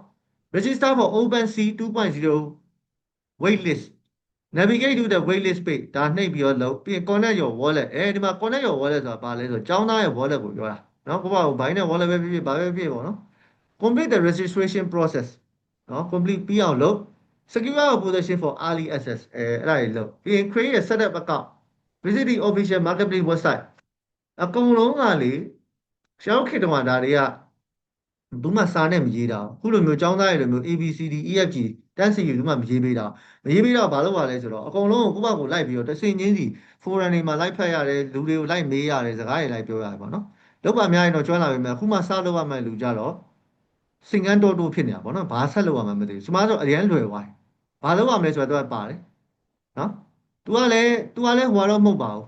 FOC တော့ရေးပေးတာမဟုတ်သူ့ကိုလည်းဘာမှပြန်ပေးစရာမလို तू ပေးထားတဲ့ link ကနေပြီးတော့ပဲအကောင့်ဖွင့်မှာဒီလောက်ပဲ तू ပြောတာဆိုတော့ဘာတွေရှုံးမလဲဖတ်တီးတဲ့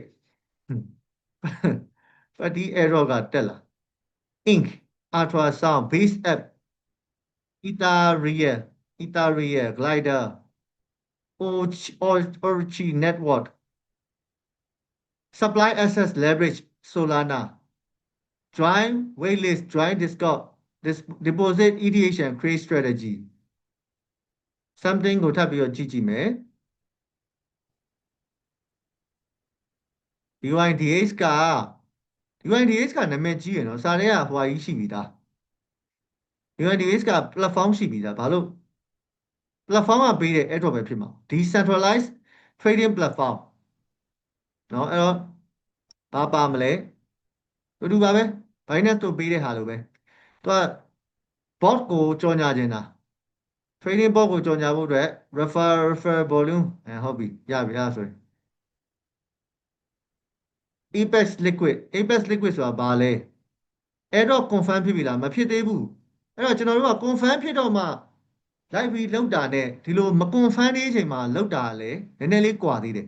ဆိုတော့မ confirm သေးဘူးဆိုလို့ရှိရင်တို့ကပေးမလားမပေးမလားတော့မသိဘူးတို့ရဲ့ network ကိုအရင်တည်းကကြိုတင်ပြီးတော့ပေါ့နော်လာပြီးတုံးထားတယ်ဆွဲထားတယ်ဆိုအဲ့တော့ပေးမယ်ဆိုရင်ကိုကအစောဆုံးဝင်ထားတဲ့အတွက်ကြောင့်မလို့ကိုယ့်ရဲ့ wait list ကထိတ်ဆုံးမှာရောက်တဲ့အတွက်ကြောင့်ရတယ်ဆိုလို့ရှိရင်လည်းစောစောစီးရတာသူများထက်ပိုပြီးတော့ရတယ်အဲ့တော့ဒီမှာစာတွေရှိတယ်ဖတ်ကြည့်ပါ join down လုပ်မယ်ဆိုလို့ရှိရင် requirement ဘာပဲလုပ်လဲဆိုတော့ Telegram require ပဲလုပ်တယ် Telegram ရှိရလူတွေဒီ airdrop ကောက်လို့ interact with တယ် Telegram bot ဒါကိုပြောတာနော် fat ကြည့်ကြည့်မယ် fat bot အဲ့တော့ unconfirm fat bot highlight 50% revenue share for the hodler highest in the trading bot sector ဆိုတော့ဒီကောင်က trading bot အနေနဲ့လုပ်လာတာဆိုတော့ visit the Fatty airdrop website create a new account Fatbot account and use the same email address NHP and credit ဟုတ်ပြီဒါအမှတ်တွေစုထားပြီးတော့တို့ airdrop ချိန်ညာရဆိုလို့ရှိရင်ကိုကရမယ်အခုတော့မပေးသေးဘူးနော် confirm base app တဲ့ကြည့်ကြည့်အောင် confirm ဖြစ်ပြီ NHP Arbitrum Hyperliquid Solana platform ပေါ်မှာပါမယ်အဆင့်ကိုကြည့်ကြည့်မယ် season 2မှာ season 1အောင်ပြီးသွားပြီเนาะ base app website ကိုသွား click the sign up button create your account လုပ် create account လုပ်ပြီးတော့ invite code ကိုဒါကိုရိုက်ထည့်အခုနောက်ဒီ website ရဲ့ founder invite code ပေါ့เนาะ airdrop.io ပြီးတော့ application ကို download ဆွဲပြီးလို့ရှိရင်တော့ဆရာတို့ဒီမှာ Hyperliquid Solana ဝင် okay မှာရအဲ့တော့ဒီ website တွေကတော့ဒီမှာခုနပြတာဒီ website တွေက airdrop ကောက်ဖို့အတွက်အင်မတန်ကောင်းတယ်ဒါဆရာ research လုပ်ပေးတာလားအဲ့လိုမှမဟုတ်ဘူးကျမကအင်္ဂလိပ်စာမဖတ်ချင်ဘူးအဓိကအင်္ဂလိပ်လိုမတတ်တာမဟုတ်စာမဖတ်ချင်တာပြင်းတာဆိုတော့အဲ့ကျွန်တော်တို့ကဘာဖြစ်လဲဆိုတော့အလွယ်ပေါ့နော်အဲ့လိုလက်ရိုက်ရှာလို့ရပဲ airdrop တွေက airdrop ဟိုဟာတွေရှိတယ်ဒီမှာ this zero free airdrop can make you the insanely rich okay သူကသူချမ်းသာတာမချမ်းသာတာတော့မပြောနဲ့တော့ဒါပေမဲ့ကျွန်တော်တို့ဘာဖြစ်လဲဆိုတော့ဟို airdrop ဘာတွေရှိလဲပေါ့နော် Solana မှာဆိုဘာတွေရှိလဲဘာမှဆိုဘာတွေရှိလဲအဲ့လိုမျိုးဒီလိုမျိုး airdrop တီးတန့်လိုက်တဲ့ကောင်တွေရှိရ check လုပ်လို့ရတယ်10 best crypto earning app that you can use okay မဟုတ်ဘူး biggest airdrop for 2025ဆိုတော့ဒါ Hyperliquid မှာသူပေးမယ် stay time to firm ဆိုလို့ရှိရင်တစ်ချက် check လုပ်ကြည့်ပါနော်သူဘယ်လောက်ထိ how to get a MetaMask token airdrop free crypto ဒါကတော့ legit ဖြစ်တယ်ဆိုတော့ဒီလူကိုတော့မှတ်ထားတယ် Coin Bureau ဆိုတာလေ Coin Bureau က crypto မှာ crypto space မှာရက်တည်လာတာသူတို့10စုနှစ်ကြော်ပြီ15နှစ်လောက်ရှိပြီဒီဘဲအဲ့ဘဲကမီလီယံနာလားဘီလီယံနာလားမသိအဲ့လိုပဲပြောရမှာဆိုတော့2011 12လောက်မှာလဲ crypto space ကိုဝင်တာဆိုတော့စဉ်းစားကြည့်ပေါ့နော် Bitcoin တွေပါလေဝယ်ထားမှာပေါ့ဆရာသူနဲ့လူချင်းတွေ့ဘူးတယ် humble ဖြစ်တယ်သူသူတို့ကနာမည်ရမ်းကြီးတယ် crypto မှာဆိုလို့ရှိရင်ပွဲတိုင်းကြော်တယ်ပေါ့နော်အဲ့လိုမျိုးဆိုတော့ဒီလူတွေပြောတာတွေတေချာမှတ်တာပါဒီလိုလူတွေပြောတာသူတို့တွေကအမှန်ကန်ပဲပြောတာပေါ့ pocket အိမ်မပြောတော့ဘူးနော်အဲ့လို crypto မှာလည်း exposure လိုသေးတယ်အဲ့လိုတွေ့ရလူတိုင်းကျွန်တော်လိုက်ပြီးကြည့်လို့မရအောင်ဒီလူတွေကဘယ်ပွဲတွေကိုတက်တာပေါ့ဥပမာဆိုလို့ရှိရင်ဒီနေ့ဆိုလို့ရှိရင်လည်းဆရာတို့ကမ္ဘာအကြီးဆုံး crypto event လာအောင်မယ်လေဟိုမှာဒီနေ့လည်းဒူဘိုင်းပဲနော်အဲ့လိုပွဲတွေမှာတွားတဲ့လူတွေအဲ့ဒါတွေကတကယ် legitimate ဖြစ်တယ်အဲ့လို crypto တွေမှာဆိုလို့ရှိရင်ဒီကောင်တွေကလုံနေတာတော့တို့ဒီ industry မှာနော်ဆိုတော့အဲ့ဒါတွေတို့ပြန်စစ်နော်သူတို့ပြောတာတွေကများသောအားဖြင့်မှန်တယ်အမှန်တွေပဲပြောတာများတယ်သူကတော့လုံးဝအပူမပြောဘူးသူတို့ကတော့အပူမပြောတော့တာလုံးဝအမှန်ကြီးပဲပြောတယ်။ဘာကြောင့်လဲဆိုတော့ crypto wave ဖြစ်နေလို့ဆိုတော့ဒီ industry မှာနေတဲ့ကြာလာပြီ။ဒီလိုမျိုးဆရာကစစ်လို့ရတယ်။ Telegram တွေမှာလည်းရှိတယ်။အဲ့တော့ကောက်မယ်ဆိုနံပါတ်1က X နော် X မှာကိုယ့်ဘာကို research သွားလို့ဒုတိယကျတော့ Telegram တတိယကျတော့အခု YouTube စတုတ္ထကျတော့ TikTok ကတော့ TikTok ကလည်းတုံးကြတယ်ဒါပေမဲ့ TikTok မှာတော့အဲ့တော့တုံးမ share ပါများသောအားဖြင့်နည်းတယ်လူတွေက YouTube ပဲလာကြည့်လိုက်တော့ဗော TikTok မကြည့်တော့ဒါလိုလုပ်လို့နော် okay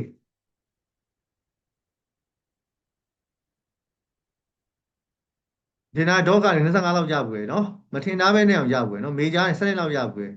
MEHC MEC ကရောအဲ့တော့ပဲလားမသိဘူး MEC က MEHC က exchange ကာနယ်ဒါကဘယ်ကနေကျွန်တော်စီမှာပေါ်နေလို့အဲ့တော့ဖြစ်လိမ့်မယ်ပေါ်နေရဆိုရင်အဲ့တော့ဖြစ်လိမ့်ကျွန်တော်မွေထားပဲနဲ့ပေါ်ရဆိုတော့သူက BNB ကင်ထားမှမဟုတ်ဘူးကိုယ်လင်းပြောရတယ်အဲ့လိုမျိုးတချို့ project တွေက BNB နဲ့ collab လုပ်တာမဟုတ်ဘူးဒါပေမဲ့သူတို့က blockchain ပေါ်မှာတည်ဆောက်ထားတဲ့အတွက်ကြောင့်မလို့ထုံးစံတိုင်း blockchain ဒီဆရာတို့တွေ public ledger ဖြစ်တယ်ရှာရင်တော့ Flocky ဆိုရဲ memes coin ကင်ထားတယ်ပေါ့နော်အဲ့တော့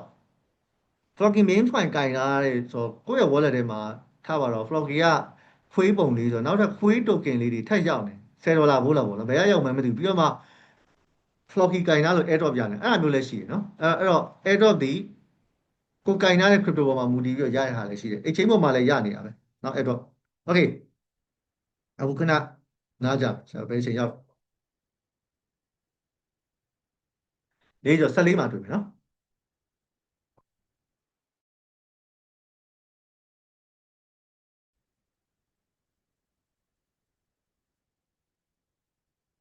အဲ့တော့အခုဒီနေ့ကတော့ crypto ဝယ်တဲ့အကြောင်းပေါ့နော်ဆရာတို့ crypto တွေဝယ်တယ်ဆိုလို့ရှိရင်ကျွန်တော်တို့ကဘယ်ချက်တွေဘယ်အချက်လက် information တွေကိုကြည့်ပြီးဝယ်ရမှာလဲနော် crypto ပညာရပ်ကိုအခြေခံအဖြစ်တော့တက်မြောက်ထားဖို့လိုတယ်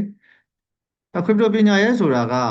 cryptocurrency တစ်ခုချင်းစီတိုင်းမှာသူ့ရဲ့အသုံးဝင်မှုတွေ uniqueness တွေ utility တွေရှိတယ်လို့ဆရာတို့ပြောပြမှုရယ်နော်အဲ့တော့ crypto တွေကအဲ့ဒါတွေရှိတယ်လို့မျိုး crypto တွေကိုခွဲခြားထားတဲ့အဆင့်အုပ်စုသတ်မှတ်ချက်တွေရှိတယ်ဘယ် crypto ကတော့ဘယ်အဆင့်မှာရှိတယ်ဘယ် crypto ကတော့ဘယ် line ထဲမှာရှိတယ်ဘယ် crypto ကတော့ဘယ် narrative အောက်မှာရှိတယ်ကျောင်းသားအနေနဲ့ဒီချက်လက်တွေကိုဆရာတို့ကသိထားမှလား cryptocurrency တစ်ခုကိုဝယ်ယူဖို့အတွက်ကျွန်တော်တို့ decision making ဆုံးဖြတ်ချက်ချနိုင်အမြဲတမ်းတွေးသမျှအရာတွေကိုလည်းမယုံသင့်တယ်လို့အမြဲတမ်းလည်းဆရာတို့ကိုမသိတဲ့ဟာကိုသိတယ်လို့ထင်တဲ့ယုံကြည်ရတဲ့လူတွေလည်း live main တွေလို့အဆင်မပြေဘူးเนาะ။အားကြောင့်လဲဆိုတော့ decision လုပ်တဲ့နေရာမှာကျတော့သူ့ဆုံးဖြတ်ချက်နဲ့ကိုယ်ဆုံးဖြတ်ချက်ကတူချင်မှတူ။ဒါကိုက Ethereum ကြိုက်တယ်ဒါပေမဲ့တခြားသောလူကကိုယ် Solana ပဲအမြဲတမ်းဝယ်ဆိုပြီးပြောနေတိတ်ပြီးတော့အဆင်မပြေလာမယ်နော်။အဲ့တော့ तू ကဘာကြောင့်မ Solana ကိုကြိုက်တာလဲ။ပြီးတော့ကိုကဘာကြောင့်မ Ethereum ပဲအမြဲတမ်းယုံကြည်နေရလဲဆိုတာသိချာကိုယ်ချက်ပြသိဖို့လိုတယ်။အဲ့ဒီအတွက်ကြောင့်မလို့ဆရာ blockchain ပညာတတ်ထားဖို့လိုတယ်เนาะဒီထဲမှာ blockchain စာဖတ်တတ်တဲ့ကျောင်းသားတွေရှိပြီလားမရှိဘူးဆိုလို့ရှိရင်လည်းစိတ်မပူပါနဲ့เนาะဆရာဒီနေ့တခန်းထဲမှာပဲတထိုင်နဲ့သင်ပေးလိုက်မယ်เนาะ blockchain စာဖတ်နေအဲ့တော့ဟုတ်ပြီ blockchain လို့ပြောလိုက်ဆရာတို့မှာမပြီးဆုံးနိုင်တဲ့ပြဿနာရှိတယ်เนาะ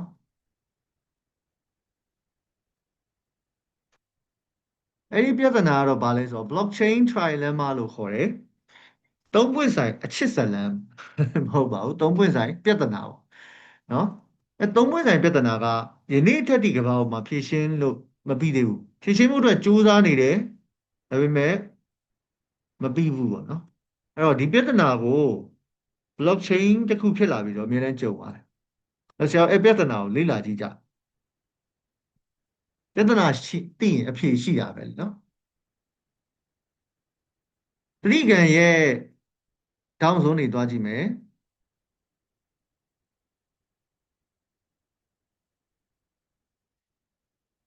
security Bitcoin network ကယနေ့လက်ရှိချိန်ဒီဆရာတို့99.99%အလုပ်လုပ်နော်အခုချိန်ဒီ FBI CIA နော်ဘယ်တော့ကျန်းတဲ့ programmer တွေနော်ဟိုဟာတွေနိုင်ငံတော်အဆင့်တွေကမြောက်ကိုရီးယားဆိုရင်ဒါမြောက်ကိုရီးယား hacker အဖွဲ့တွေရှိရနော် Bitcoin network အခုထိဖောက်လို့မရဘူးအခြားသော exchange တွေဘာတွေဒါဖောက်လို့ရတယ်နိုင်ငံတော်ရဲ့ဟိုဟာတွေ web ban တွေဘာတွေပါဖောက်မြောက်ကိုရီးယားတော်တော်ဆိုးရနော်2017 18ကာလာတော့ဆိုမြောက်ကိုရီးယားကနေပြောဘင်္ဂလားဒေ့ရှ်ကျွန်တော်တို့ရဲ့ဘေးနားဘင်္ဂလားဒေ့ရှ်နိုင်ငံရဲ့ဘန်ကိုဖောက်တယ်နော်ပါသွားတယ်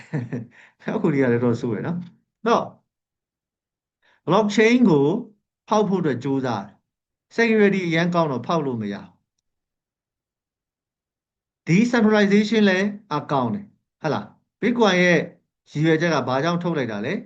ဘိုးဆိုရချုပ်ကင်မှုလွတ်ကင်းတဲ့တည်ငြိမ်တဲ့ပြည်သူတွေကနေထုတ်တဲ့ငွေသားကိုသုံးချင်လို့ decentralization ကိုအတည်ပြုပေးတာနောက်တစ်ချက်ကြံတယ်အဲ့ဒါဘာလဲဆိုတော့ဒီဘက်တောက်မှာရှိတယ် scalability လို့ခေါ်တယ် scale အင်္ဂလိပ်လိုဆို scale မြန်မာလိုဆိုရင်တော့တိုင်းတာခြင်းပေါ့နော်သင်္ချာမှာလည်းပါ scale တွက်ချက်မှုတိုင်းတာမှု scale လို့ခေါ်ဘာ scale လဲပေါ့ဘာ scale လဲဆိုလို့ရှိရင်တော့သူက transition per second လို့ခေါ်တယ် TPS transition တစ်ကြောင်းလွှဲလိုက်ရင်အဲ့တစ်ကြောင်းမှာနော်တစ်စက္ကန့်မှာဘယ်နှကြောင်းလွှဲလို့ရလဲ TPS လို့ပြောနော် transition per second တစ်စက္ကန့်မှာဘယ်နှကြောင်းလွှဲလို့ရလဲ Bitcoin ကဘယ်နှကြောင်းလွှဲလို့ရလဲဆရာရင်တန်းနေရတယ်ပြောပြပြီးပါမှတ်မိသေးလား Bitcoin ဘယ်နှကြောင်းလွှဲလို့ရလဲ Ethereum ဘယ်နှကြောင်းလွှဲလို့ရလဲ Google မှာရှာကြည့် Bitcoin က maximum 5ကြောင်း Ethereum Ethereum က15ကြောင်းသူတို့အဲ့ကြားလောက်မှာရှိတယ်တစ်စက္ကန့်ကိုလူပေါင်း9ယောက်လွှဲလို့ရတယ်နော်တစ်စက္ကန့်ကိုလူပေါင်း15ယောက်လွှဲလို့ Ethereum ဆိုကမ္ဘာကြီးမှာလက်ရှိရှိနေတဲ့လူဦးရေက8.2 ဘီလီယံဘယ်သူမှ blockchain ကိုအဲ့လောက်ထိပြိုင်ပြီးတော့မသုံးနေသေးဘူးနော် blockchain ကိုသုံးတာဆိုလို့ကမ္ဘာကြီးရဲ့9%လောက်ပဲနားလည်သေးတယ် crypto တွေ blockchain တွေအဲ့တော့ဒီနားလည်တဲ့ရာခိုင်နှုန်းနော်ခွဲလာပြီးလွှဲတာတော့မှတခါလေကြရင် network ကျက်တဲမှုတွေဖြစ်ပေါ်အခု Ethereum ဈေးနှုန်းတက်လာတဲ့အခါမှာ Ethereum ဈေးနှုန်းတက်လာတော့ဘယ်လိုဖြစ်လဲဆိုတော့ network ထဲမှာ lock လုပ်ထားတဲ့လူတွေကထုတ်တာ lock လုပ်ထားရဲဆိုတာဘာဖြစ်လဲသတ်မှတ်ထားတဲ့အချိန်ရောက်ဖို့အတွက်ဆရာပြန်ထုတ်ဖို့အတွက်ကာလတစ်ခုကြာတာပေါ့နော်သူက staking လုပ်ထားရဲဆိုတော့အနည်းဆုံး14ရက်လောက်ကြာလိမ့်မယ်ဒီကောင်လေးအဲ network တွေကြက်ကုန်မထုတ်နိုင်ဘူးအဲ့ဒါကြီးရှိနေအဲ့တော့သုံးပွင့်ဆိုင်ဇလန်းမှာဘာဖြစ်လဲနှစ်ခုကောင်းရင်တစ်ခုမကောင်းနော်အဲ့တော့ကျောင်းသားက security နဲ့ scalability ကိုရွေးလိုက်တယ်ဆိုဘယ်ဟာမကောင်းဖြစ်သွားမလဲ decentralization မကောင်းဘူး decentralization နဲ့ scalability ကိုရွေးလိုက်ရင်ဘာမကောင်းမြန်ဘူးလဲ security မကောင်းတော့ပြန်အမြဲတမ်းအဲ့ဒါရှိနေတယ်အမြဲတမ်းအဲ့ဒါရှိနေကျွန်တော်တို့အဲ့ trilemma လို့ခေါ်တယ် blockchain trilemma သုံးပွင့်ဆိုင်အဲ့ security ကောင်းပြီးတော့ scalability ဆိုတဲ့အချိန်ကြီးအတွက်မြင့်တယ်ဒါပေမဲ့ decentralization မရှိတာပါလေတဲ့အပေါ်မှာမြင် Ripple ကြီးတွေ့လား Ripple ဆိုတာဘာလဲဆို XRP ပဲကောင်နော်အဲမင်းတို့တွေပြောနေတဲ့ XRP ပေါ့ဗျာဆရာ XRP ကျွန်တော်ဝယ်တင်လာတော့ပါ XRP ကလည်းဒီကြားထဲမှာကောက်တက်သွားတော့လူတွေကယူခါသွားကြဟာ XRP ကမိုက်တဲ့ crypto လားဆိုဆရာအနေနဲ့ဆို XRP ကိုမကြိုက်ဘူးတခါမှလည်းမဝယ်ဘူး XRP ကိုတခါမှမဝယ်ဘူးဆိုတာ crypto နားလည်သွားတဲ့အချိန်ကစပြီးတခါမှမဝယ်ဘူးပြော crypto နားမလည်တော့ဝယ်ဘူးတယ်ပြဿနာကဘာလဲဆိုတော့ XRP က marketing တော်တယ်သူကလေသူ team က marketing တော်တယ်ဘယ်လိုတော်လဲဆိုတော့ဆရာတို့လိုမျိုး keyword တွေကိုဘယ်တော့မှ မကြော်ညာခိုင်းဘူးဘလို့ကြော်ညာခိုင်းလဲဆိုတော့ crypto ကိုလုံးဝနားမလဲလူတွေ somebody တွေကိုပေါ့နော်သူနောက်ပိုင်းနဲ့ contact လုပ်တယ်အဲ့လူကိုငါတို့တော့ TikTok user ပဲထားပါတော့နော်အဖိုးကြီးတယောက်ပေါ့ TikTok သုံးနေလို့ရှိရင်ငါတို့ XRP ရဲ့ဗီဒီယိုလေးမင်းရိုက်ပေးဗီဒီယိုတွေပို့$100ပေးမယ်$300ပေးမယ် maybe စမ်းပြလိုက်တယ်ဖြစ်မှာကျွန်တော်ထင်တာပေါ့နော် prediction လုပ်တာဘာကြောင့်လဲဆိုတော့သူတို့ရဲ့ပြောတဲ့ဆိုတဲ့လူကြီးတွေ XRP user တွေဆိုကောက်ကြည့်လိုက်လို့ရှိရင်တခါမှ crypto လောက်တာလည်းမတွေ့ဘူးဘာ history မှလည်းမရှိဘူးပြီးတော့မနေ့တနေ့လဲကြာအောင် crypto တွေဈေးထဲတက်လာချိန်မှာအဲ့ဟာတွေ XRP ကိုဘာကြောင့်ကင်တင်နေဆိုတဲ့အချက်တွေကိုလုံးဝချက်နဲ့လက်နဲ့ပြောတာဆိုတော့အဲ့ဒါကြီးတွေကပြောရလို့ရှိရင်ပညာတတ်တဲ့လူတွေပဲ research ကောင်းကောင်းလုပ်ပြီးဒါကြီးကိုအစဆုံးပြောနိုင်မှာဒါတေးကြတယ် crypto industry space ကမဟုတ်လို့ရှိရင်မနေ့တနေ့တွေက train လာပြီဒါကိုလုံးဝမပြောနိုင်ဆိုတော့ကျွန်တော်သတိထားမိလိုက်တာပါ app pattern တခုတည်းမဟုတ်ဘူးဘယ်တော့တောင်များလဲဆိုလို့ရှိရင်ပြီးခဲ့တဲ့ဒီ XRP ဒီဈေးတက်တဲ့ကာလတော့ဆိုလို့ရှိရင်ဒီကာလလောက်မှာမတက်ခင်ကာလလောက်မှာတောက်လျှောက်လော်တာဆိုတာအကောင့်ပေါင်း90နဲ့100ကြားမှာရှိတယ် TikTok မှာရှိတယ်အဲ့လို pattern တွေကိုကျွန်တော်တွေ့ရတယ်ပေါ့ဒါပေမဲ့ဘယ်သူမှအဲ့ဒါကိုတက်တေမပြနိုင် XRP မှားနေပါဆိုပြီးအဲ့လိုတွားပြောလို့မရဘူးဒါကြီးကတက်တေခိုင်လုံချက်ကြီးရှိတော့မှာသူတို့နှစ်ယောက်ရဲ့နောက်ွယ်ကဗာလဲပြောထားတဲ့ email တွေ message တွေတည်ရမလားအဲ့ဒါကြီးရတော့မှကျွန်တော်တို့ဒါကြီးကို XRP လိန်တယ်လို့ပြောလို့ okay ဆိုတော့ XRP ဇလန်လေးပြန်စလိုက်ဆိုတော့ဘာဖြစ်လဲဆိုတော့ XRP ဒီလူပြောများတယ်ရေပန်းစတယ်ဒါပေမဲ့2000နဲ့ဒီမှာ17တုန်းကထိတ်ဆုံးမှာရင်းခဲ့တဲ့လူကအခုအချိန်အထိရှုံးနေတော့ဟုတ်လားဆရာပြောသဘောပါလား2017မှာရင်းခဲ့တဲ့ကောင်နော် XRP တစ်ကွာကိုဘယ်လောက်ထိပေါက်သွားလဲဒီမှာ$3ထိလားမျိုးပေါက်သွားတယ် maybe $2လား$3ဒီမှာနော်2.3ခုအခုဘယ်လောက်လဲ2.3ခုရှုံးနေတော့မယ်နော်ရှုံးနေတော့မယ်ဘယ်နှစ်နှစ်ရှိလဲ16ကနေပြီးတော့အခု25ရောက်လာ9နှစ်ရှိပြီနော်9နှစ်10နှစ်တောင်ရှိပြီနော်တော့ तू ကဘယ်သူမြက်လဲဆိုလို့ရှိရင် project founder မြက်တာပေါ့ project founder ကXRP ဒီမှာ maximum supply 100 billion မှာ50 billion ကိုဆိုတော့50 billion ကို founder ရဲ့လက်ထဲမှာရှိတယ်နော်50 billion founder ရဲ့လက်ထဲမှာရှိအဲ့တော့ဒီမှာခုနကတော့ဆရာပြထားတဲ့ blockchain trilemma မှာဆိုရင်3ပွင့်ဆိုင်မှာဆိုရင်ဒီ centralize လုံးဝမဖြစ်တော့ဟုတ်လား founder ရဲ့လက်ထဲမှာ50%ရှိတဲ့အတွက်ကြောင့် founder ကဒီနေ့အမွေခွဲလို့ကွာနော်ရှုခါဘေဘီလေးရတာလို့ရှုခါဘေဘီကသူ့ကိုပတ်စံတောင်းလို့တရားရုံးမှာရောရတယ်ဆိုတော့ XRP ထုတ်ပြအောင်ဘယ်လိုလုပ် channel ကောင်တွေအကုန်လုံးကြပုံမှာပေါ့သဘောပေါက်လားနော်အဲ decentralization ပဲနော် Ethereum နဲ့ Bitcoin အင်မတန်ကောင်းတယ်ဘူးမှတိုက်ခိုက်လို့မရဘူးဘဲကောင်ဘလို့လာဒီ network ကိုကြောက်အောင်လုပ်လို့မြန် blockchain network ပြဿနာကဘာလဲဆိုတော့ထွက်နှုံးကလည်းပစ္စည်းလေးပဲရှိတယ်ကျွန်တော်လူ9ယောက်လောက်ပြိုင်လွှဲလိုက်ရင် network တွေကကြက်ကုန်ပြီဘာလို့ network ကြိုင်ဈေးကြီးတာဟုတ်ပုံမှန်ဆိုရင်တော့ကျွန်တော် strategy တကြောင်$30လောက်ကအနည်းဆုံးစား network ကြိုင်တွက်ကြည့်$50တွေ100တွေ1000တွေပါဖြစ်ကုန်တယ်နော်ဆိုတော့ဘလို့မှအဆင်မပြေဘူးအကောင့်တွေကအဲအကြောင်းမို့လဲဆရာအခုတင်မဲ့သင်ခန်းစာတွေမထပ်ပါလားအဲ့တော့ decentralize အကောင့်နဲ့ scalability လည်းမြင့်တယ် security မကောင်းအောက်မှာ nano တို့ vchain တို့ iota တို့နော်ဆိုတော့အဲ့ပြဿနာကိုဖြေရှင်းဖို့အတွက်ကျွန်တော်တို့ကစူးစမ်းနေရတယ်ယနေ့လက်ရှိချိန်ဒီအဲ့ရစူးစမ်းလို့မပြီးသေးဘူးတခုမကောင်းရင်တခုကအများတန်းရှိတယ်အဲ့ဒါကိုဘာလို့ခေါ်လဲဆိုတော့ဆရာတို့ဒီမှာ blockchain architecture လို့ခေါ်တယ်ဘယ်အရာမှလောကကြီးမှာ perfect ပြီးပြည့်စုံနေဆိုတာမရှိဘူး blockchain ဒီလည်းသူညံ့လို့မဟုတ်ဘူးဒါပေမဲ့ဆရာတို့မပြည့်စုံတဲ့လောကကြီးကိုရဲ့ပြည့်စုံတဲ့ရှုထောင့်လေးကနေတစ်ဖက်တစ်လမ်းကနေဖြည့်ဆည်းပေးကြပါတော့ဥမာကိုကတခြားဟာမှာတော့တယ်ဒါပေမဲ့ကိုကဘောလုံးကန်တာတော့တယ်ကွာကိုရေကူးတာမတော့အဲဆိုရေကူးကတော်တဲ့လူနဲ့ဘောလုံးကန်တာတော်တဲ့လူနဲ့နှစ်ယောက်ပေါင်းပြီးတော့ရေကူးတင်တဲ့ဘောလုံးတင်တဲ့ပေါင်းဖွင့်တာဒီလိုပုံစံမျိုးပေါ့နော်ဆိုတော့အဲ့လိုအရာလေးအားလုံးစုလာလို့ရှိရင်တော့သူ့ဘာသူကောင်းတဲ့လူလေးတွေကသူ့ရဲ့ professional specialist ရှုထောင့်တွေလောက်တော့ဆိုတော့ blockchain layer ဆိုတာအဲ့ဒါပဲ crypto မှာဘယ်တော့မှ perfection ပြည့်စုံတယ်ဆိုတာမရှိဘူး even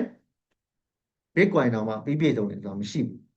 မပြည့်စုံတဲ့ຢာလေးတွေကိုပြည့်စုံတဲ့ site လေးတွေနဲ့ပြန်ပြီးတော့ဖြည့်ဆည်းပေးအဲဒါကြောင့်မလို့ layer တွေပေါ်လာတယ် layer ၄မျိုးရှိတယ် layer 0 layer 1 layer 2 layer 3အဲ့တော့ ဆရာခဏခဏပြောနေရတယ်အခုကြရအခုတော့တင်းတော့သတိထားပြီလေနော် layer 1တွေဝယ်လို့ပြောတယ် layer 2တွေဝယ်လို့ပြော layer 3တွေဝယ်လို့ပြော layer 0တွေဝယ်လို့ပြောဆရာတို့ပြောနေတာသူ့ရဲ့သတ်မှတ်ချက်စံနှုန်းတွေဒီမှာရှိထားတယ်ဆိုတော့သိလို့ပြောတယ် in the context of blockchain technology တဲ့လေ့လာမယ်ဆိုလို့ရှိရင်ဆရာတို့မှာ one layer 0 1 2 3ဆိုပြီးတော့ different parts of the overall architecture နော်သူ blockchain တွေကိုတိစောက်ထားပုံထဲမှာပါဝင်ဖွဲ့စည်းထားတဲ့နောက်တဲ့အခြားသော layer 3ခုလည်းရှိသေးတယ်နော် layer 1ကတော့ပါဇက်ပြခဏခဏပြောနေလို့သိ0 1 2 3 4 3တိရှိ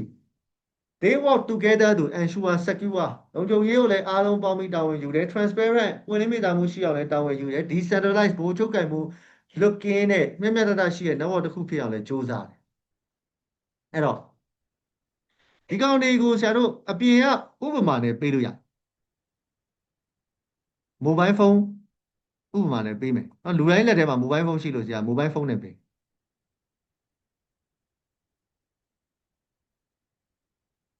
ဟုတ်တယ်အိစာပြဈေးတက်တော့မဲ့ထားတယ်အမြဲတမ်းအဲ့လိုပဲအကောင့်တွေနော်ဒီမှာဈေးတက်တော့မဲ့ဆိုပြီးရင်ဝယ်ကြရင်ပြင်ထုတ်ရအောင်လားခေထားပါတော့အဲ့ဆရာတို့ဒီမှာဥမာပေးမယ်ပေါ့နော် mobile phone နဲ့ဥမာပေးမယ်ဆိုတော့ mobile phone တစ်လုံးကင်မယ်ဆိုကျွန်တော်တို့ဘာလိုရလဲ mobile phone ကင်မယ်ဆိုဘာလိုရလဲအလွယ်ဆုံးနဲ့အယိုးရှင်းဆုံးပဲပြန်စဉ်းစားမယ်ကြောက်ခစ်ကိုပြန်သွားမယ် mobile phone ကင်မယ်ဆို mobile phone လိုတာပေါ့ဆရာတခြားကျောင်းသားတွေရည်တယ်ဆရာမရည်ဘူးအဲ့ပြောတဲ့ကျောင်းသားမှန်တယ် mobile phone ကင်မယ်ဆို mobile phone ကြီးလိုတယ်mobile phone ကြီးမရှိပဲကင်လို့မရပြီးပြီဇလက်နော်အဲ့တော့ကျွန်တော်တို့ဒီမှာအခြေခံအကျဆုံးအဲ့ဒါ layer 0ပဲ layer 0လို့ခေါ်တယ် blockchain မှာဖုန်းတစ်လုံးကင်မယ်ဆိုဘာလို့လဲ mobile phone လိုတယ်လျှက်စစ်မီးလိုတယ် battery လိုတယ် internet လိုတယ်ဟဲ့လား email တွေပါလိုတယ်အကောင့်တွေပါဖွင့်ဖို့လေဟုတ်တယ်နော်အခြေခံကြဆုံးတွေပဲစဉ်းစားကြည့်နော်အဲ့ဒါ layer 0ပဲ crypto မှာကျွန်တော်အရင်အခြေခံကြတယ်ပေါ့နော် architecture ဆိုခေါ်နော်တိဆောက်ထားတာဆိုဟုတ်ပြီ mobile phone တော့စပြီးတော့ဒီမှာအခြေခံကြတဲ့အချက်လေးစဉ်းစားပြီးတော့အဲ့တော့ next level တက်မယ် mobile phone ကင်တော့မယ်ဆိုလို့ရှိရင်ဆရာတို့မှာရွေးချယ်စရာကြီးကြီးမားမားခေါင်းခဲစရာနှစ်ခုရှိတယ်ဆုံးဖြတ်ချက်ချဖို့အဲ့ဒါဘာလို့ထင် Android ကင်ပါလား iOS ကင်ပါဟုတ်တယ်ဟုတ်လားနော် Android ကင်ပါလား iOS ကင်ပါလားအဲ့ဒါအများတိုင်းစဉ်းစားရတယ်နော် Android ကင်ကောင်းမလား iOS ကင်ကောင်းမလားဟုတ်တယ်နော်ကျွန်တော်အများတိုင်းရွေးချယ်ရစဉ်းစားရတယ်โอเคဗျာအဲ့တော့ Android တွေ iOS တွေကဘာတွေလဲပေါ့ဘာတွေလဲ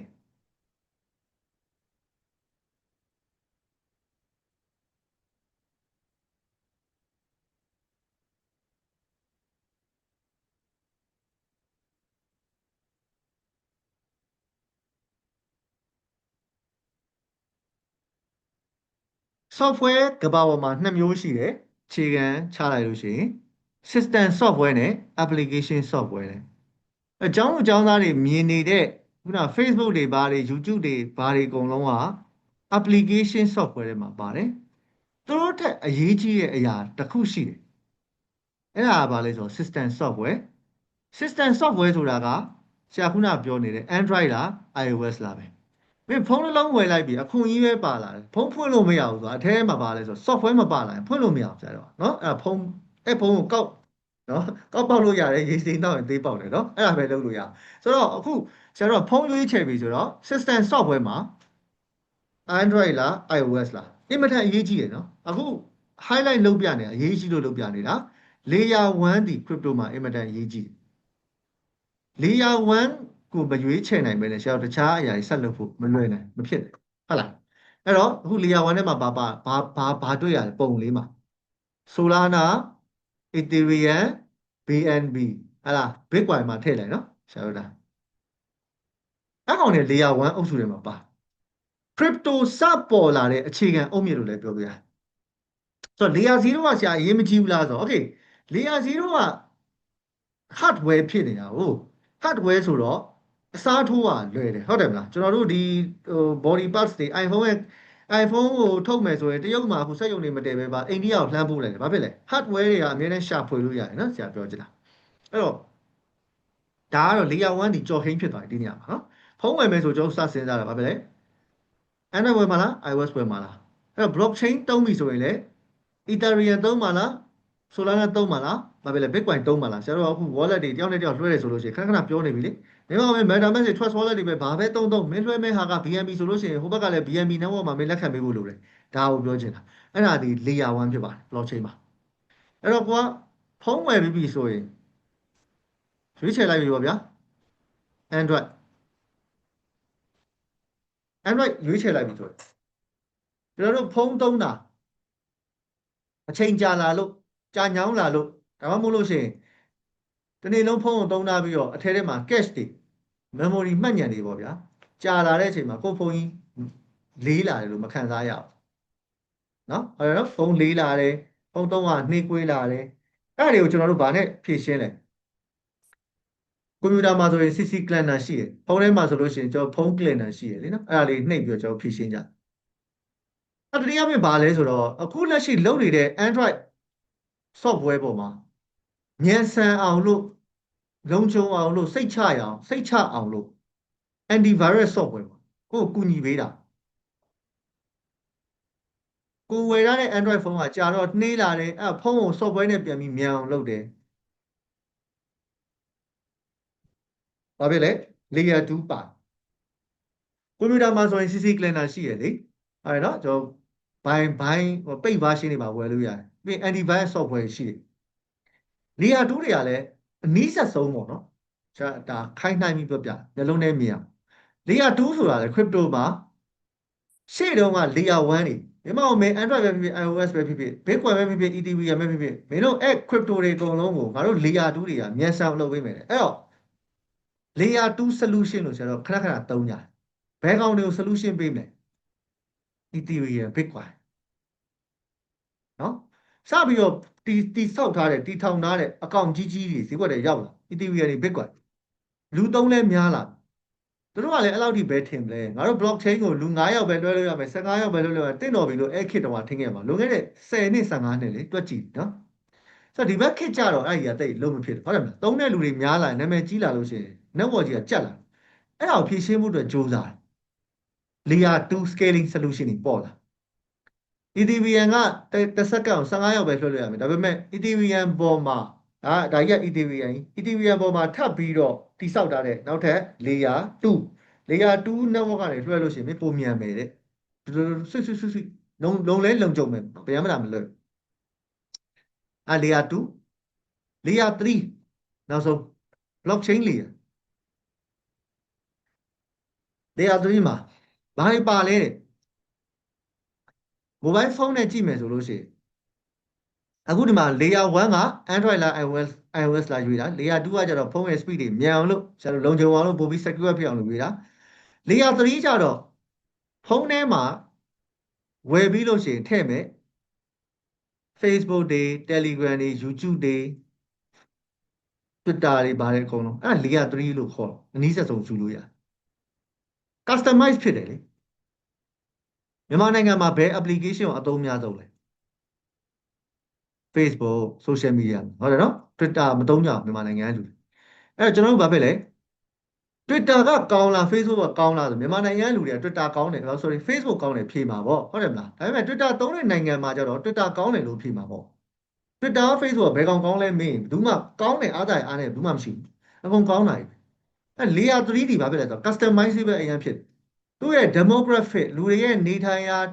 လူတွေရဲ့ shoot down တွေအမြင်တွေပတ်ဝန်းကျင်တွေအဲ့ပေါ်မှာမူတည်ပြီးတော့ကိုကြိုက်တဲ့ application တွေသုံးတယ်ဆိုတော့ crypto မှာလည်း layer 3တွေအဲ့လိုရှိတယ်အခု Hyperliquid က DEX exchange decentralized ခုနက DYDX DEX exchange Ester ထပ်တက်လာတယ် DEX exchange ဆိုတော့အဲ့ exchange 3ခုလုံး trade လာတုံးသေးကြတယ်3ခုလုံးပြိုင်ပြီးတော့ဘူးမှမ trade နိုင်ဒါပေမဲ့ကျွန်တော်နဲ့အဆင်ပြေတဲ့ exchange တော့ကျွန်တော် trade မယ်ဗျာအဲ့ပါလေ layer 3နားလည်ပြီလားကျွန်တော်ပြောတာနော်ဆိုတော့သူ့ဟာနဲ့သူအကုန်လုံးကိုအဆင်ပြေအောင်လို့ဒီ ecosystem ပေါ့နော်ဂေယစနစ်ကြီးမှာတိဆောက်အဲ့တော့ blockchain layer တွေဆိုပြီးတော့ဒီနေ့ကမ္ဘာပေါ်မှာထွက်ပေါ်လာတယ်ဘယ် layer ကကောင်းတယ်ဘယ် layer မကောင်းဆိုတာမရှိဘူးဒါပေမဲ့ဆရာတို့သေချာကြည့်လိုက်လို့ရှိရင်တော့အကုန်လုံးတွေလိုအပ်နေတာဒီကောင်တွေမရှိလို့ရှိရင်ကျွန်တော်တို့တခုခုလိုအပ်နေမှာနော်ကိုကရန်ချမ်းမယ်ဆိုပြီးတော့တက်လာပေမဲ့ခုနကတော့ပြောလို့ ကိုယ့် software ကြီးကနှေးသွား layer 2မရှိလို့နှေးသွားတာအရင်ကျမ်းမယ်လို့တက်လာပြီမဲ့ layer 3မရှိရင် customizable လုပ်လို့မှဖြစ်လာအဲ့တော့ဆရာတို့ဒါတွေသိသွားပြီဆိုဘာလုပ်လို့ရလဲ technology ကိုနံပါတ်1အကဲဖြတ်လို့ရမယ်နံပါတ်2ကျွန်တော်တို့အနာဂတ်မှာဖြစ်လာနိုင်တဲ့အနာဂတ်မှာပို့ပြီးတော့အားကောင်းလာနိုင်တဲ့ crypto တွေကိုလိုက်ပြီး investment လုပ်စဉ်းစားကြည့်နော် AI ကဘယ်ထဲမှာပါမယ်ထင်လဲmaybe နော် AI နည်းပညာကအနာဂတ်မှာအောင်မြင်မယ်လို့ထင်လားဒီထဲမှာကျောင်းသား30ရှိလို့ရှိရင်20လောက်ကတော့တေးကြတယ်ကျွန်တော်အောင်မြင်မယ်အဲ့ဒါဆိုရင် AI project တွေကျွန်တော်ရွေးပြီးလေ့လာကြ AI project တွေ AI ပါတဲ့ကောင်တွေကျွန်တော်ရွေးပြီးစာဖတ်လို့ရမယ်ဒီကောင်တွေကိုပို့ပြီးတော့ investment လုပ်ဖို့ decision ချတယ်ဒါကိုပြောတာ AI က layer 1ထဲမှာမပါဘူးเนาะဟုတ်တယ်မလား AI investment လုပ်ချင်တယ်ဆို layer 1ကြီးသွားပြီးလုပ်နေလို့ပြောဒါကိုပြောချင်တာเนาะဆရာပြောတာဟုတ်ပြီเนาะအဲ့တော့ကျွန်တော်တို့ဒီလောက်ထိနားလည်သွားပြီဆိုရင်ကြိုက်တဲ့နေရာစမပွဲစစ်ကျွန်တော်တို့ဘယ်တော့မှဒီ industry ထဲမှာရှုံးဖို့ဆိုတာတောင်းမရှိတော့ investment လုပ်မယ်စဉ်းစားရဆိုလို့ရှိရင်เนาะအဲ့တော့ layer 0 foundation infrastructure လို့ခေါ်တယ်အခြေခံအုတ်မြစ်သူအဓိကဘာလဲဆို scalability နဲ့ interoperability ကိုလုပ်ပြအရင်တော့ layer 0ဆိုတဲ့ concept မရှိဘူးကျတို့ဒါကြီးကနောက်ပိုင်းမှာပြန်ပြီးဖြည့်တာမလိုဘူးလို့ပြောချင်တာ layer 1နဲ့စခဲ့တာဗျာ Bitcoin နဲ့ Ethereum နဲ့စခဲ့တာဘယ်သူမှ layer 0ကြီးနဲ့မစလာဒါပေမဲ့နောက်ပိုင်းကတော့ scientists တွေပြီးတော့ဒီမှာသူ့ရဲ့ professionalist တွေကသူ့ဘာသူဖြည့်ဆွက်ပြီးရေးတာဒါဆရာတို့က layer 0ကစတာဖြစ်သွား scalability လို့ခေါ်တဲ့တိုင်းထွာမှုကိုလည်းပြုပေးနိုင်လို့ interoperability လို့ခေါ်တဲ့ blockchain တစ်ခုနဲ့တစ်ခုကြားမဆက်သွယ်တဲ့အရာကိုလည်း automatic ဆက်သွယ်အောင်လုပ်ပေးနိုင်တယ်အဲ့ဒါ layer 0ပဲဒီ concept ကိုသူတို့မိတ်ဆက်ပေးပြီးတော့2017လောက်ကစပြီးတော်တော်လေးပေါက်သွား17 18 19 20လောက်ထိပေါက်သွားနောက်ပိုင်းကျတော့ layer 0ကအဲ့လောက်ထိမပေါက်တော့ဘာကြောင့်လဲတော့ဆရာလည်းမသိဘူးဆရာအနေနဲ့ခံစားရတာတော့ဘာဖြစ်လဲဆိုတော့လေတခုပြောပြမယ်နော်ဒါဆရာရဲ့အမြင်ပေါ့နော်ကျွန်တော်တို့လူတိုင်းကအရာအလုံးမတော်နိုင်ဘူးเนาะ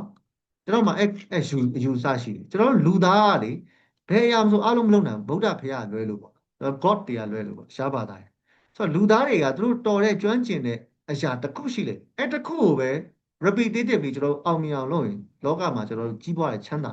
အဲ့တော့ဒီ layer 0ကကြတော့ခုနမြတ်စွာဘုရားလိုဖြစ်အကုန်လုံးဒီခုနက layer 3ခုမှာ blockchain trial မှာဖြစ်ပါတယ်ဆိုမှအကုန်လုံးဖြည့်ရှင်းဖို့ဒီထဲမှာ solution တစ်ခုတွေစူးစမ်းဆိုတော့သူ့ရဲ့ network ကပြောရလို့ရှိရင်အတုပ်ဆုံဖြစ်နေတာပါနော်ကောင်းသလားမေးလို့ရှိရင်ကောင်းတယ်ဒါပေမဲ့အရင် unique ဖြစ်လားဆိုလို့ရှိရင်မဖြစ်တော့ဆိုတော့အဲ့ဒါတွေအဲ့ဒဏ်တွေကြုံက layer 0ကကြတော့ project တွေကြီးလိုက်လို့ရှိရင်တကယ်ကောင်းတယ်